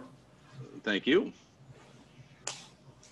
All right. Anything else? I just had a follow-up question I didn't ask earlier, and that is on these openings in the windows of the basement, is that, how is that actually enforced? I mean, who sets that, that vertical elevation? How does that happen? Well, the Architectural Control Committee would review the plans. Yes. And they're the ones who would look to see at what elevation you are setting the house in those openings. So really that provision is about putting buyers and builders on notice. And it's something Ron, I'm sure, would agree. He and I have another common client where we've done this in other subdivisions. You don't see them in all restrictions, but we view it as good practice to put buyers and builders on notice that this is what's appropriate in terms of those minimum openings, given, you know, the elevation and water and that sort of thing and those considerations. And yes, it would be enforced by the Architectural Control Committee and the association. All right. Well, I'm on one of those review committees for another subdivision, and we just never have looked at that spec. But if that's something that'll be included in the plan and reviewed by that committee, great. Correct. Yeah. It also gets put on the plat, so it gets recorded with all the properties. So when somebody purchases one, they'll get that information, so they know It'll be on the face of the plat. Yes. Yes, on the final plan. Mm-hmm. Well, right. I think there's just a general note, Ron, correct, that there are minimum opening requirements. It's not like the numbers are there for each lot on the plat, are they? Yes, they are. All right. Thank you. All right, does anybody else have any other questions? So I guess how do we want to do this? Approve it with those? So there hasn't been a motion yet. No, but I'm trying to, before we do a motion, then have to add to the motion, if we can have a motion to accept this with those changes is what I'm looking for. And I forgot all of them. I know there's the chicken or the ordinance one, the number of outlots. What was it? The sizes. There's a difference in the sizes. No, that was in. The square foot. Oh, yeah, yeah. What did you get, Bill? So adding outlet number 4 to the description. Changing the head language to reflect the village ordinance in regards to beef and chicken. Well, let's just make it till ordinances. Let's not name bees and chickens, because the next thing someone will add something else then. Okay, so changing the restricted covenant to comply with village ordinance. Yeah. On animals. I guess they want to have the limit of the bull terrier, is it? American bull terrier. Yeah, American bull I don't terrier. understand why, But I don't know if our ordinance says that, but can you look at that to see if it does? I thought it had something like that, but maybe it just says vicious animal. I believe. Yeah. Was there anything else? And then just changing the correction on the name of the closer American bull terrier. Okay. Does that cover everybody that brought something up? Yeah. All right, do I have a motion now? So move. Oh, that can't be that easy, buddy. I'll make a motion to approve the restrictive covenants for the pre-crossing expenses with the minor revisions discussed tonight. All right, do I have a second? All right, I have a motion and a second. Any other discussion? All in favor, say aye. Aye. Opposed, same. So moved. All right, we'll go down now for discussion and possible action regarding the environmental checklist and assessment. Do we need to have a discussion before that, or can we go right to? You can go right to it. All right. This particular section of the ordinance just simply asks if the plan commission would like to, if the plan commission is satisfied with what was presented, or if you would like more information on the environmental documents. All right, did everybody see that? Yes, what did the final filtration rate come in at? On the stormwater, we are just at the 90%, 90.1, I think. Yeah. Hey, you managed. We did. Yeah. Mhm. Thank you. Okay, any other questions on that? All right, did I have a motion already? We did not have a motion. Okay, could I have a motion, please? I'll motion to accept the environmental checklist and assessment. Do I have a second? All right, I have a motion and a second to approve the environmental checklist and assessment. Any discussion? All in favor, say aye. Aye. All opposed, same. So moved. All right, we have discussion and possible action regarding the impact study. So the major changes here, there were some comments from the police department. And then there was request to review the traffic study along Highway P. I believe in the previous study, it is that the traffic usage would be 98%. That was revised to 90%.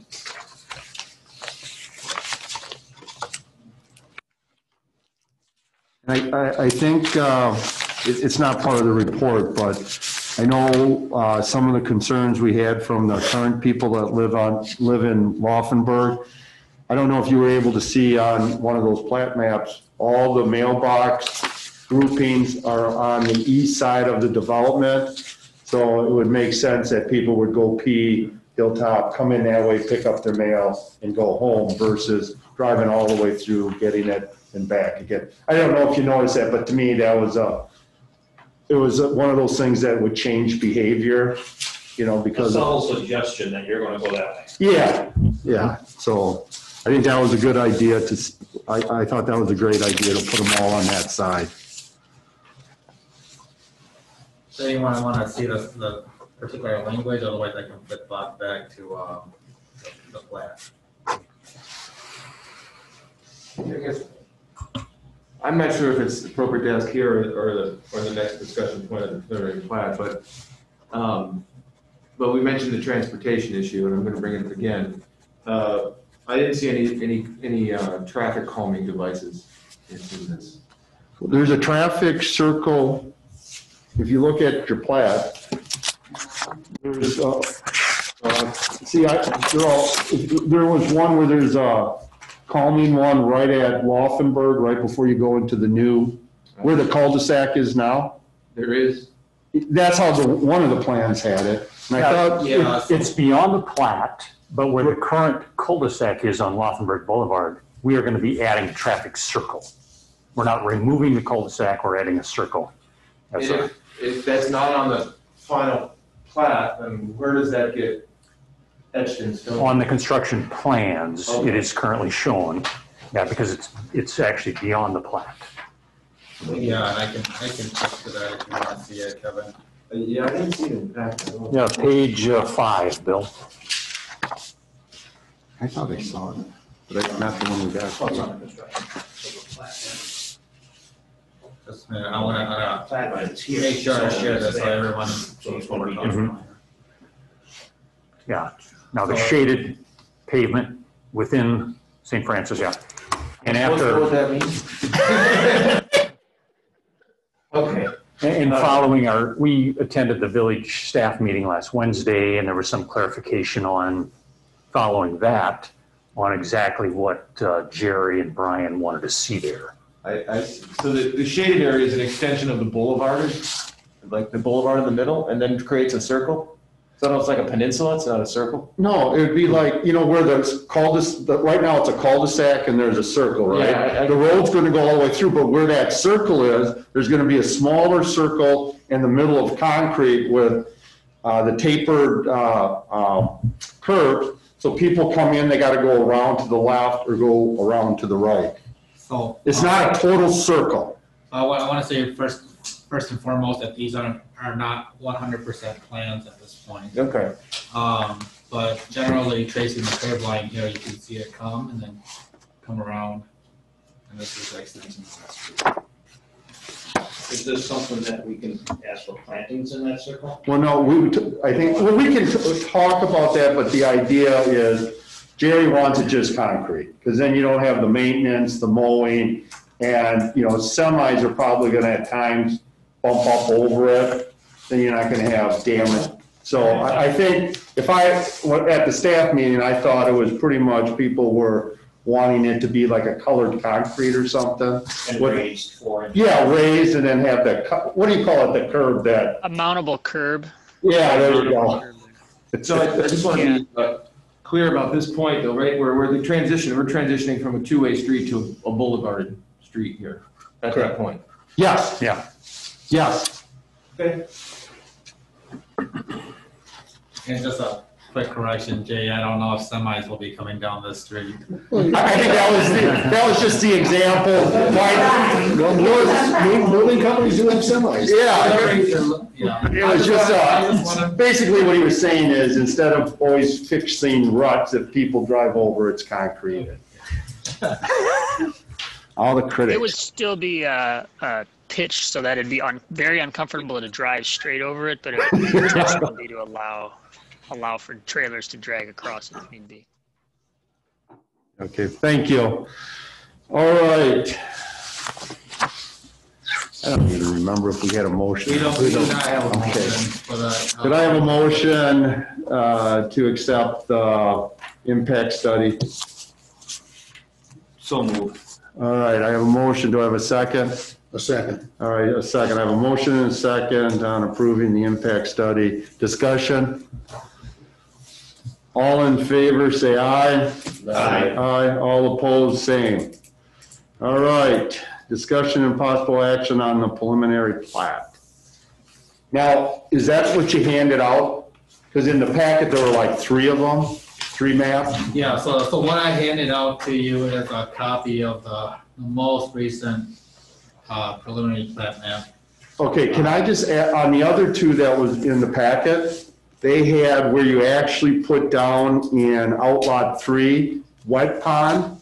Can we put that on here? So when everybody looks at this and buys this lot, like lot 63 through 68, they know there's gonna be a wet pond right there.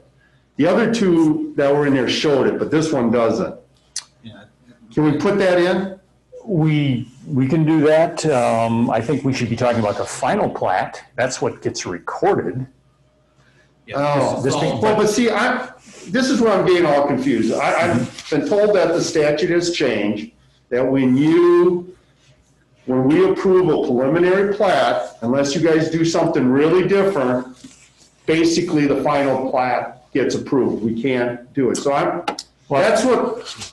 Yeah, the wording is if the final plat is substantially the same. Right. That doesn't mean we can't add all kinds of information, such as labeling a wet pond, adding minimum opening elevations, adding all the distance and bearings of every lot. Okay. There'll be a lot more.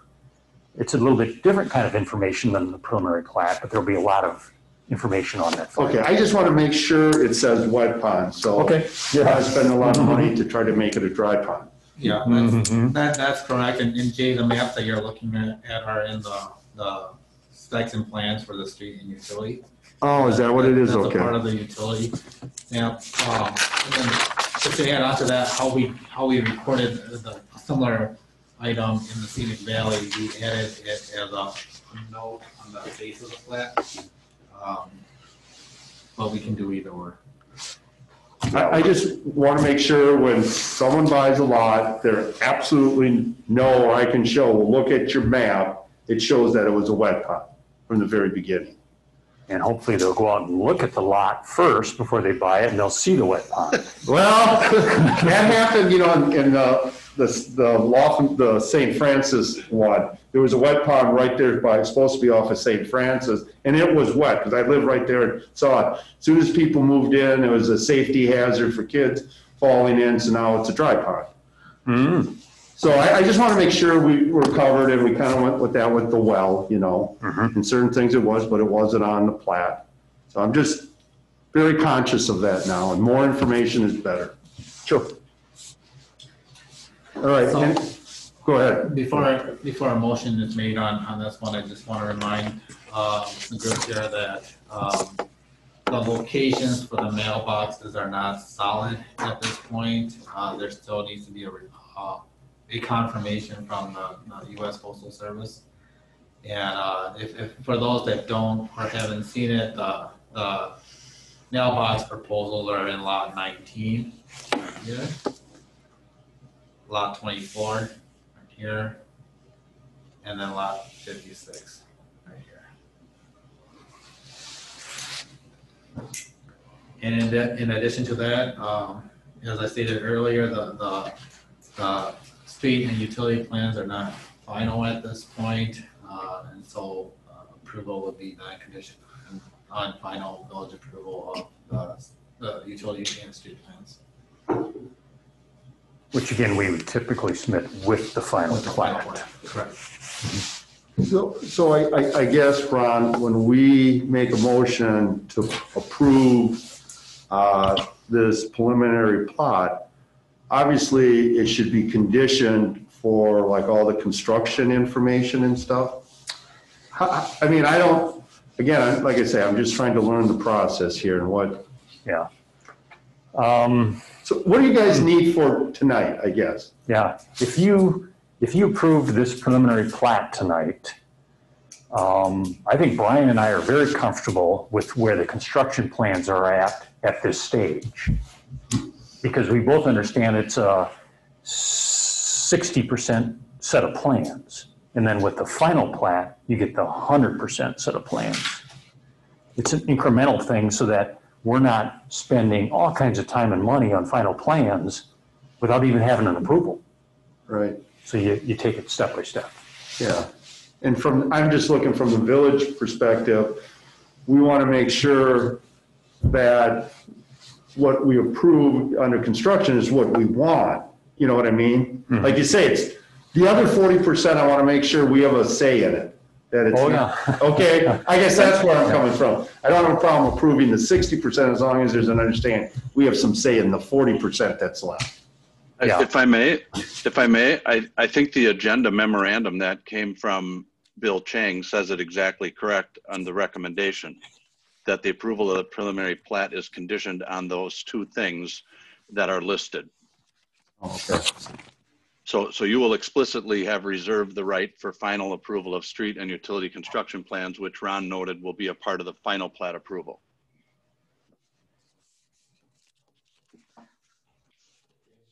I'm sorry, Kevin. Yeah, regarding parks and maybe more specifically paths and sidewalks, Bill, could you first just, I'm hard to see on the preliminary plat, just can you outline those for us and then see where we landed on those? I thought there were some changes that we're working on. So first of all, I'll highlight the outlots here so that everyone can see them clearly. To the north here is outlot 1. This is outlot 2. Outlot 3 is the catch basin here. And then outlot 4 is the 14 acres on the east side of P. And which one of those have any facilities, so park, etc.? Yep, so currently right now, there's no dedicated playground. I know Ron and the development team had spoken about a top lot in this area here on outlot 2. And that's a bike path right next to there, that line. So you'll see the bike path here. A multi-use trail. Multi-use, I'm sorry. And then that multi-use trail continues along the back of these lots here with access from Angeles Way.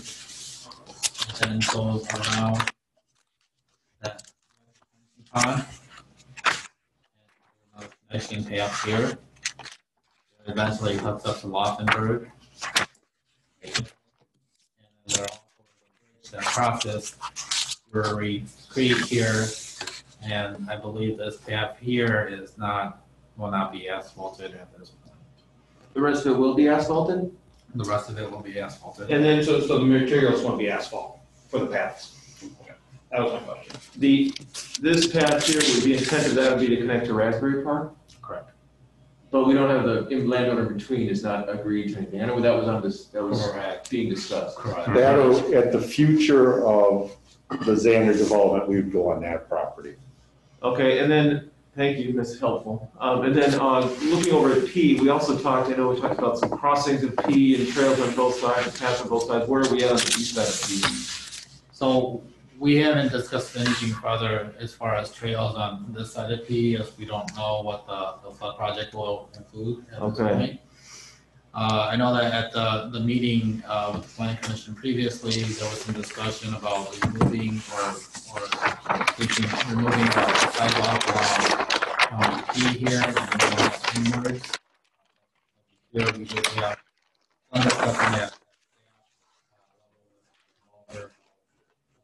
expansion of sidewalk along P in the future, and we'll work that out with the developer. But right now, the plat does not show sidewalk along that section. Well, I feel like if we don't, if we feel like we don't do it now, when will we get it done, right?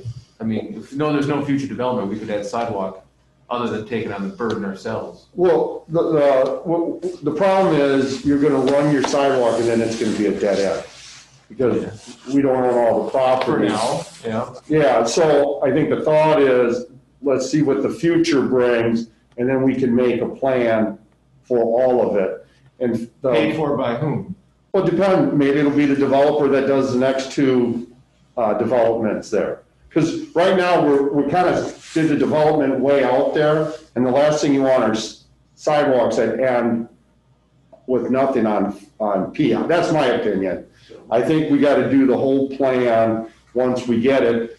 And I don't think we should spend a whole lot of time on that 14 acres now until we see if we get the grant or not and how we do the flood mitigation, because why spend a lot of time planning that when the flood mitigation might blow that all up? I think we should wait till that's done and then talk about it. Yeah, the only place, I mean, I generally agree, Jay, but the only place I disagree is trying to connect to that neighborhood to the southeast, east side of P to the south. I think there is a possibility of connecting to that neighborhood, or at least getting as close as we can at this point. But that sidewalk for that neighborhood ends at Karen Street. It doesn't go throughout the whole. You're talking about the ones on the other side of P, right? King's Arthur and all them? Yes. You remember the sidewalk ends at that street, so all their backyards for a lot of that development has no sidewalk there on Long P. It directs them all into the neighborhood. And I personally, like I say, I think that's a safer route. And then what'll happen is if we develop that other side where the streets come off of King Arthur, then you put your sidewalk across P to get into this development. That's where I think it's a safer connection. I'm looking at this map that's got a green dashed line sort of showing, I guess, the idea that I have in mind. And this is the comprehensive plan. Oh, look at that. Future, potential future trail. I guess it's on different property, but part of it is on the 14 acres along the east side of P. Where are you at? I'm looking at a different map. This is on page 181 of our packet. Okay, I'm on that, and the development I'm seeing is way up at the top, and I don't see any paths showing. I see the creek. You don't see the green dashed line? No, it's way below. Do you? Just a minute, let me pull that. I see the green outlining of the 14 acres in the development, and then I see blue. Kevin, what page do you say that? Yeah, it's 181, and I see the green dots going through some open land. Part of it goes, yeah, it's right along the eastern or western boundary of the 14 acres. Yeah, right there. Zoom in on that, please. Yeah, Kevin signed all this section here. Yeah. Oh, okay. That cuts across Brewery Road. Yeah, that's exactly what I was talking about. That's how I would do it. But I would even, if we can, go into our 14 acres to stay off of 14. But that's exactly what I'm talking about. Where you shoot off, but you go through the neighborhood. See how they have it? Yeah. Yeah. But we don't want to take care of any of that trail or sidewalk in the 14 acres at this point, even along the edge? That's what I'm asking for. Do we include that right there? Well, okay, and that would, I don't know, see what I'd like to see is where the trail is, keep going straight, and then cut across. Yeah, bring it right up through our 14 acres, yep. Okay, more interior. Yeah, yeah. I guess I don't have a problem with that. I just worried when, that's all. Well, yeah, yeah. And who will take it? Yep. And I want to keep people off P as much as we can, because that's awful. I mean, when you walk fast, those people fly. No, they're thinking that as that gets developed, the speed limit will go down, but I'm with you. I think It's got 'em. the farther off you're off these roads, the better. Right. Because you don't know when a car's gonna weave off or a bicycle goes in. Yeah, but that's a valid point. When, and the answer is, I don't know. I'd like to see what they come up with if we get the grant for our 14 acres. And then once that is, maybe we can build that into the grant. And I think maybe even the county would help with that, with their trail system. Okay. But it's all speculation right now. Yeah, I do think that'd be a good candidate for the Dane County Park program for sure.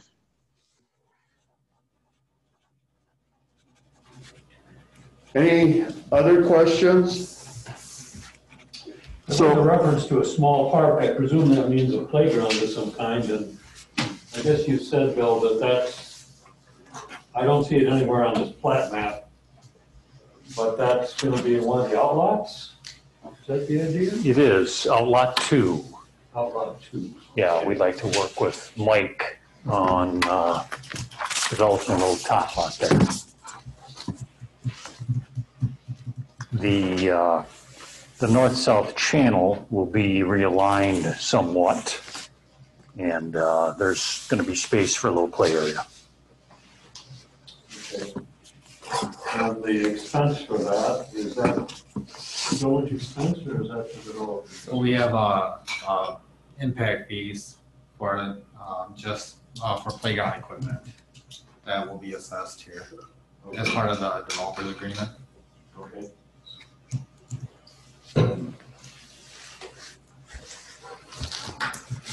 All righty. Do I have a motion?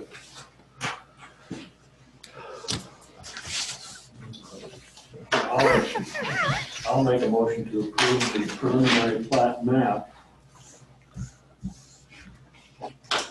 With the condition? For the creek crossing at St. Francis. There are the conditions up there, right? With the, well, I want to say the map that's dated 11/23/20. With the conditions of confirmation by the U.S. Postal Service of the mailbox locations and final village approval of street utility construction plans. All right. Do I have a second? I'll second. All right, I have a motion and a second. We're at discussion. Bill, are you comfortable with the motion and the condition? Yes, I am. Okay, Ron? You bet. All right, any discussion from the group here? Roll call vote. Commissioner Duquette, Yes. Commissioner Case, Yes. Commissioner Padrick, Yes. Commissioner Zander, Yes. Trustee Tulisius, Yes. Trustee Kettleboer, Yes. President Langfeld. Yes. All right, thank you, Ron. Thank you. All right, Thank you, everybody. thank you, Vern. Going to action regarding extraterritorial plot review for lands owned by Dana and Lori Radfitch. Correct. All right, on Observatory Road. So, this property is at the very edge of our extraterritorial jurisdiction. as you can see on the map here. And so it's right on the very edge. What they intend to do is to subdivide their section of land here and sell that section to their neighbors, and thereby rezoning it. I believe currently right now it is before the township to get approval to rezone.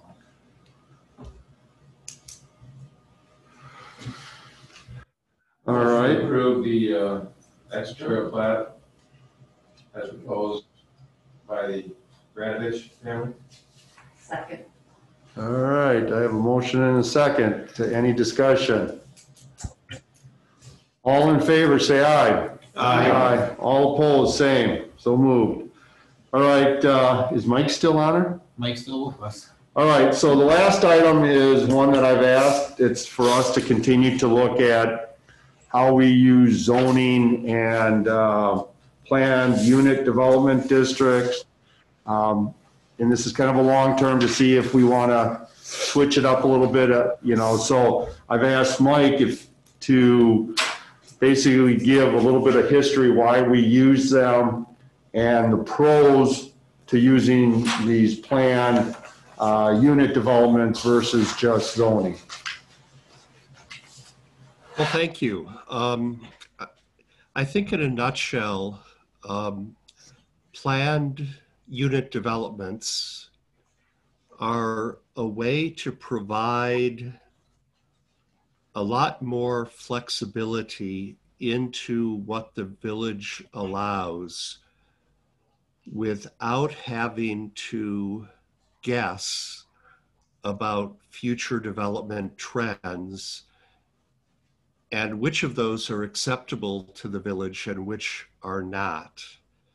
So they're very commonly used. It's very rare that I've come across a community that does not allow them.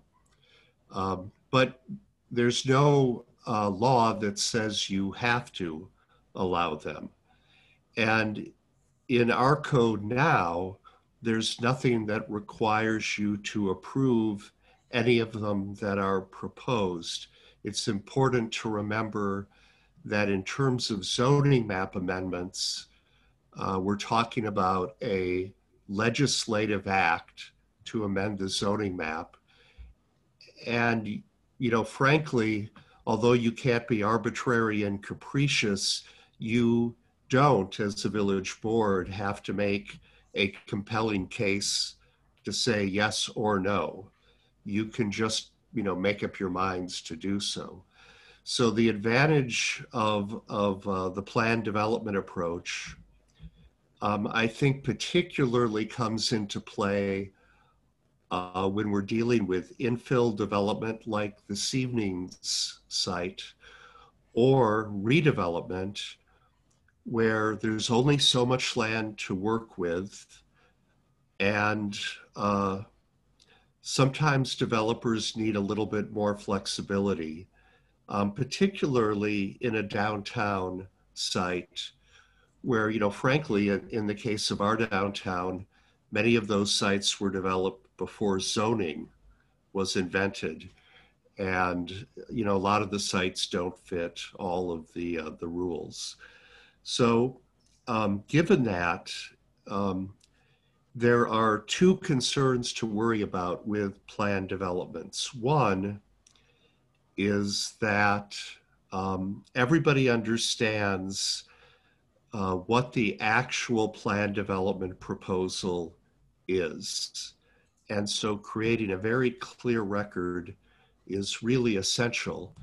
And one way that our particular approach in the village helps do that is we make developers identify a base zoning district.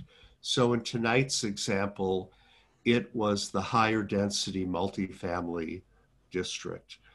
But they didn't meet all of those rules. Number one, for total density limits on the site.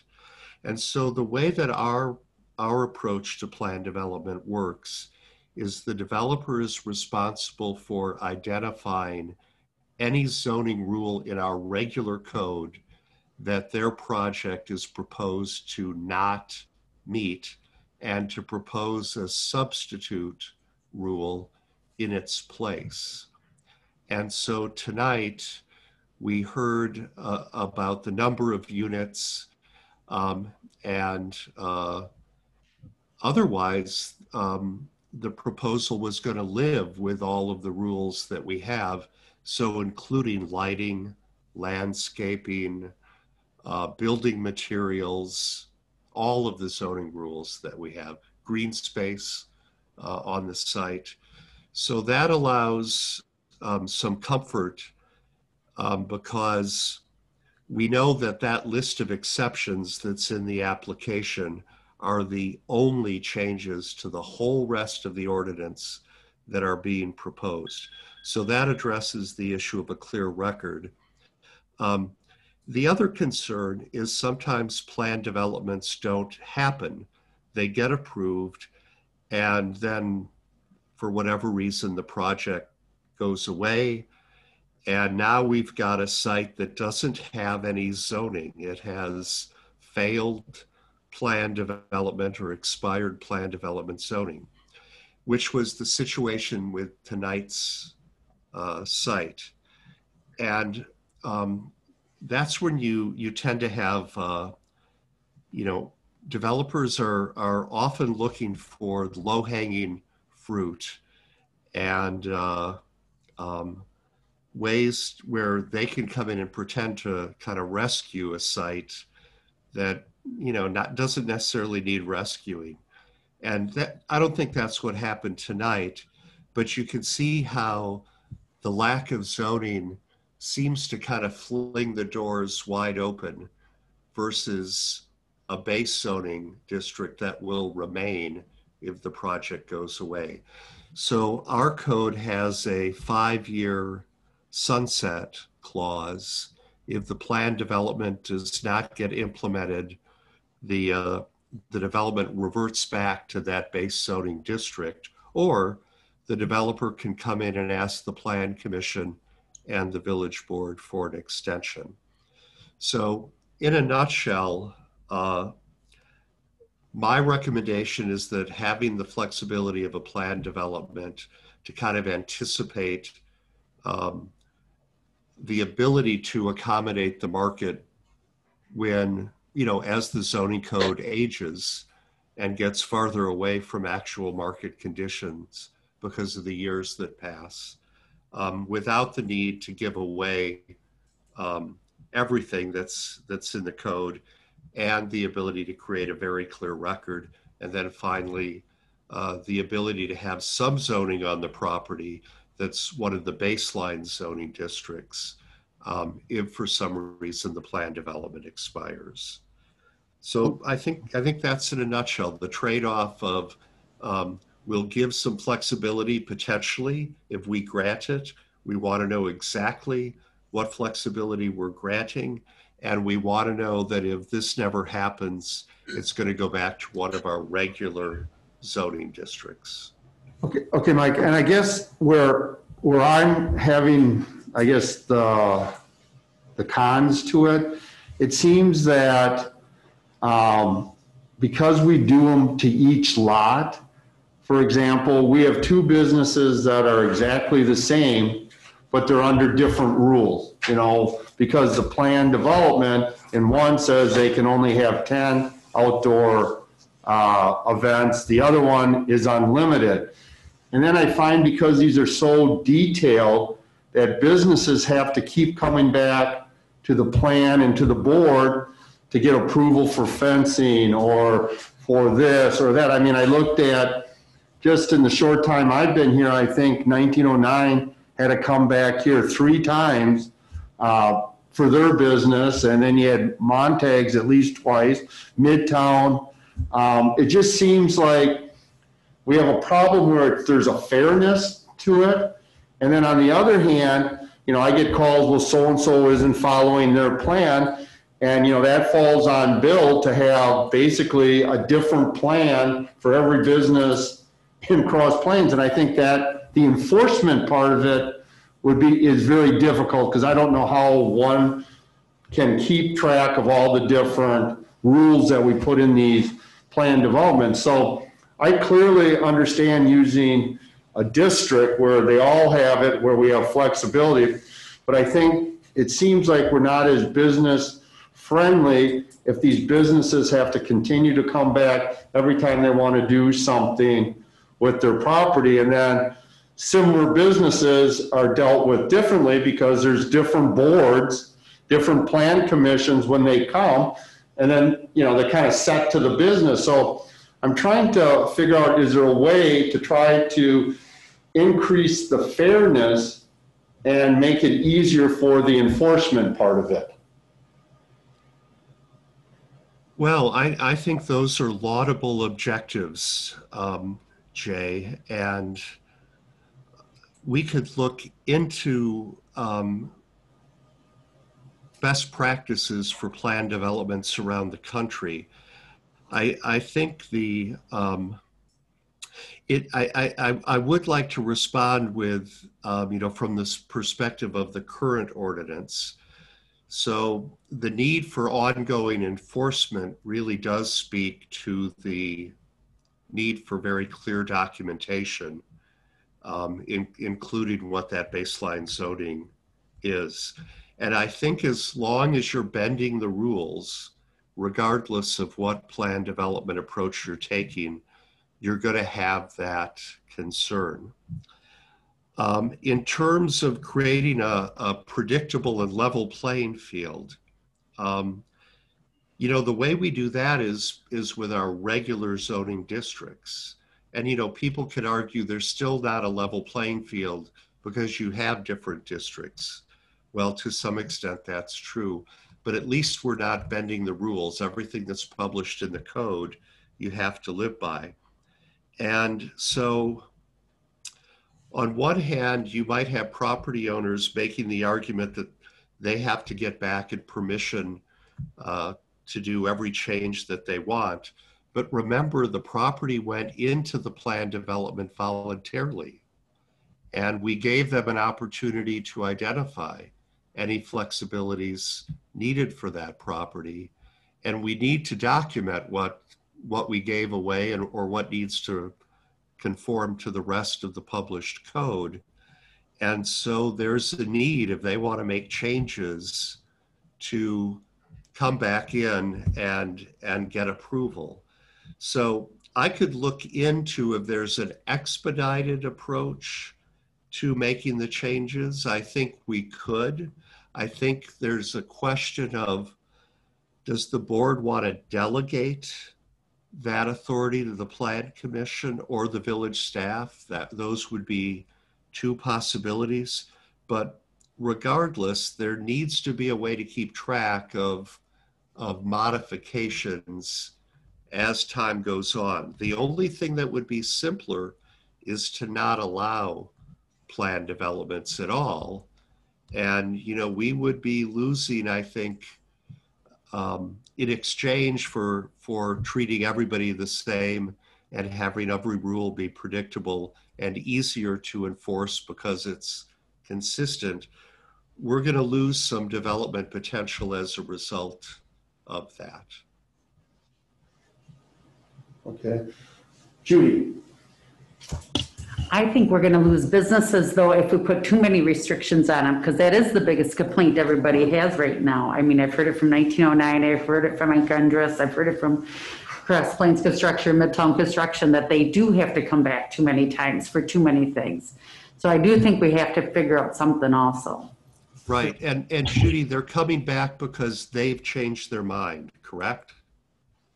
Well, I think part of it is not, it's like you say with the zoning, things are changing. I mean, let's face it, a pandemic has really changed people's business model. And to me, I don't have a problem with saying no chain link fences on Main Street. It needs to be privacy, no more than 4 feet, earth color. But I don't need them to come back and tell me they're going with an earth brown versus a bear brown or something. I mean, I think there's a balance there. I hear what you're saying, but I think we got to give people some flexibility that are in the business world, that they have to be able to adjust quickly because the world is adjusting, as you mentioned earlier. And I think that's where I'm trying to, if we can find a balance there. So for example, if we approve some light fixtures and they came back and said, you know, we found almost exactly the same thing. It looks just a little different. It's half the cost. Can we go with these? Would the board and the plan commission be comfortable with village staff who could be just the zoning administrator, who is, you know, Bill? Would you be comfortable with the village staff allowing those modifications where there's no substantive difference in impact? That's something we can talk, Bill. I think the code actually allows for the zoning administrator to make changes, amendments to approve the amendments to the plan if they're not substantial changes. You just have to define what that is. What the comfort level of people are. What do other members feel? I mean, Bill makes a lot of the decisions now with staff. We put a lot of it on them already. I don't see why they can't. I mean, he has a decent idea of what we expect. I don't know why he couldn't make those decisions. It's not a substantial change. If they want a 5-foot fence or a 6-foot fence or a 4-foot fence, what's the difference? It meets code, it doesn't go over 6 foot, go for it. That's my opinion. All right. Randy? I'm agreeing with Todd. I think if it's, I think for the relatively modest changes that I would defer to the zoning administrator. All right. Let's talk to the two business owners. Eric, what are you feeling?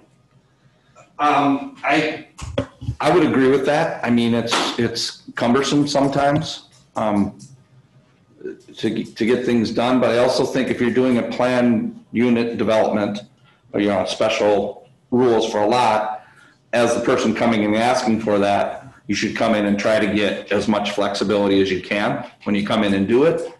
So you can get away with doing some things without having to come back for everything. If it's, you know, if you come in and get something super restrictive because you know what you need exactly then, you know, maybe you should put a little more thought into that and try to get it so, hey, I can, you know, if I decide I want to do something a little different, I'm still going to be okay without having to come back. So that's all I'd say. Cliff? I too agree with that. Having someone just to be able to make a decision if there's not anything way out of the ordinary, that, you know, just a simple little change that doesn't, you know, somebody would really have to see a major change to know that something went awry from the original setting. So I'm in favor of that. Kevin? Yeah, I think we, you know, Cross Plains we have drastically different uses and therefore zoning in a relatively small geographical footprint. And so we've often had these really as a way to appease neighbors of business. I mean, that's really what it's been about. Every time we're making these micro adjustments, it's because we're trying to please the neighbors or neighborhoods or a specific person or a specific issue. And I think the only thing I can think of a way to sort of cut through some of that is to be, as Eric said, to be a little bit more broad, even if they come and asking for specifics, trying to approve more broadly. And then secondly, know that we might end up with a really angry neighbor at that time, but the long term is we're saving a lot of other hassle with staff and future plan commission meetings by confronting that issue right up front.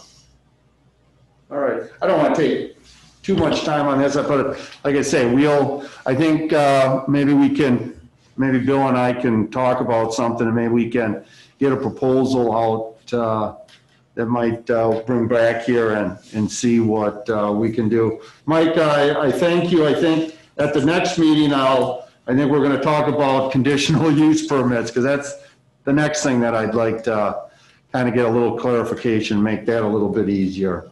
Well, thanks for the heads up. Yeah. That's what the new law means. Yeah. And Brian, do you have anything to say? I know you've been here the whole meeting.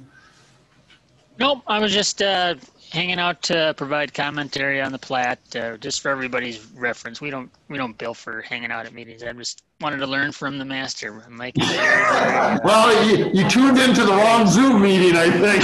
All right, thank you, sir. Thank you both. All right, do I have a motion for adjournment? Do I have a second? Second. All right, all in favor, say aye. Aye, all opposed, same. Thank you. Planning commission.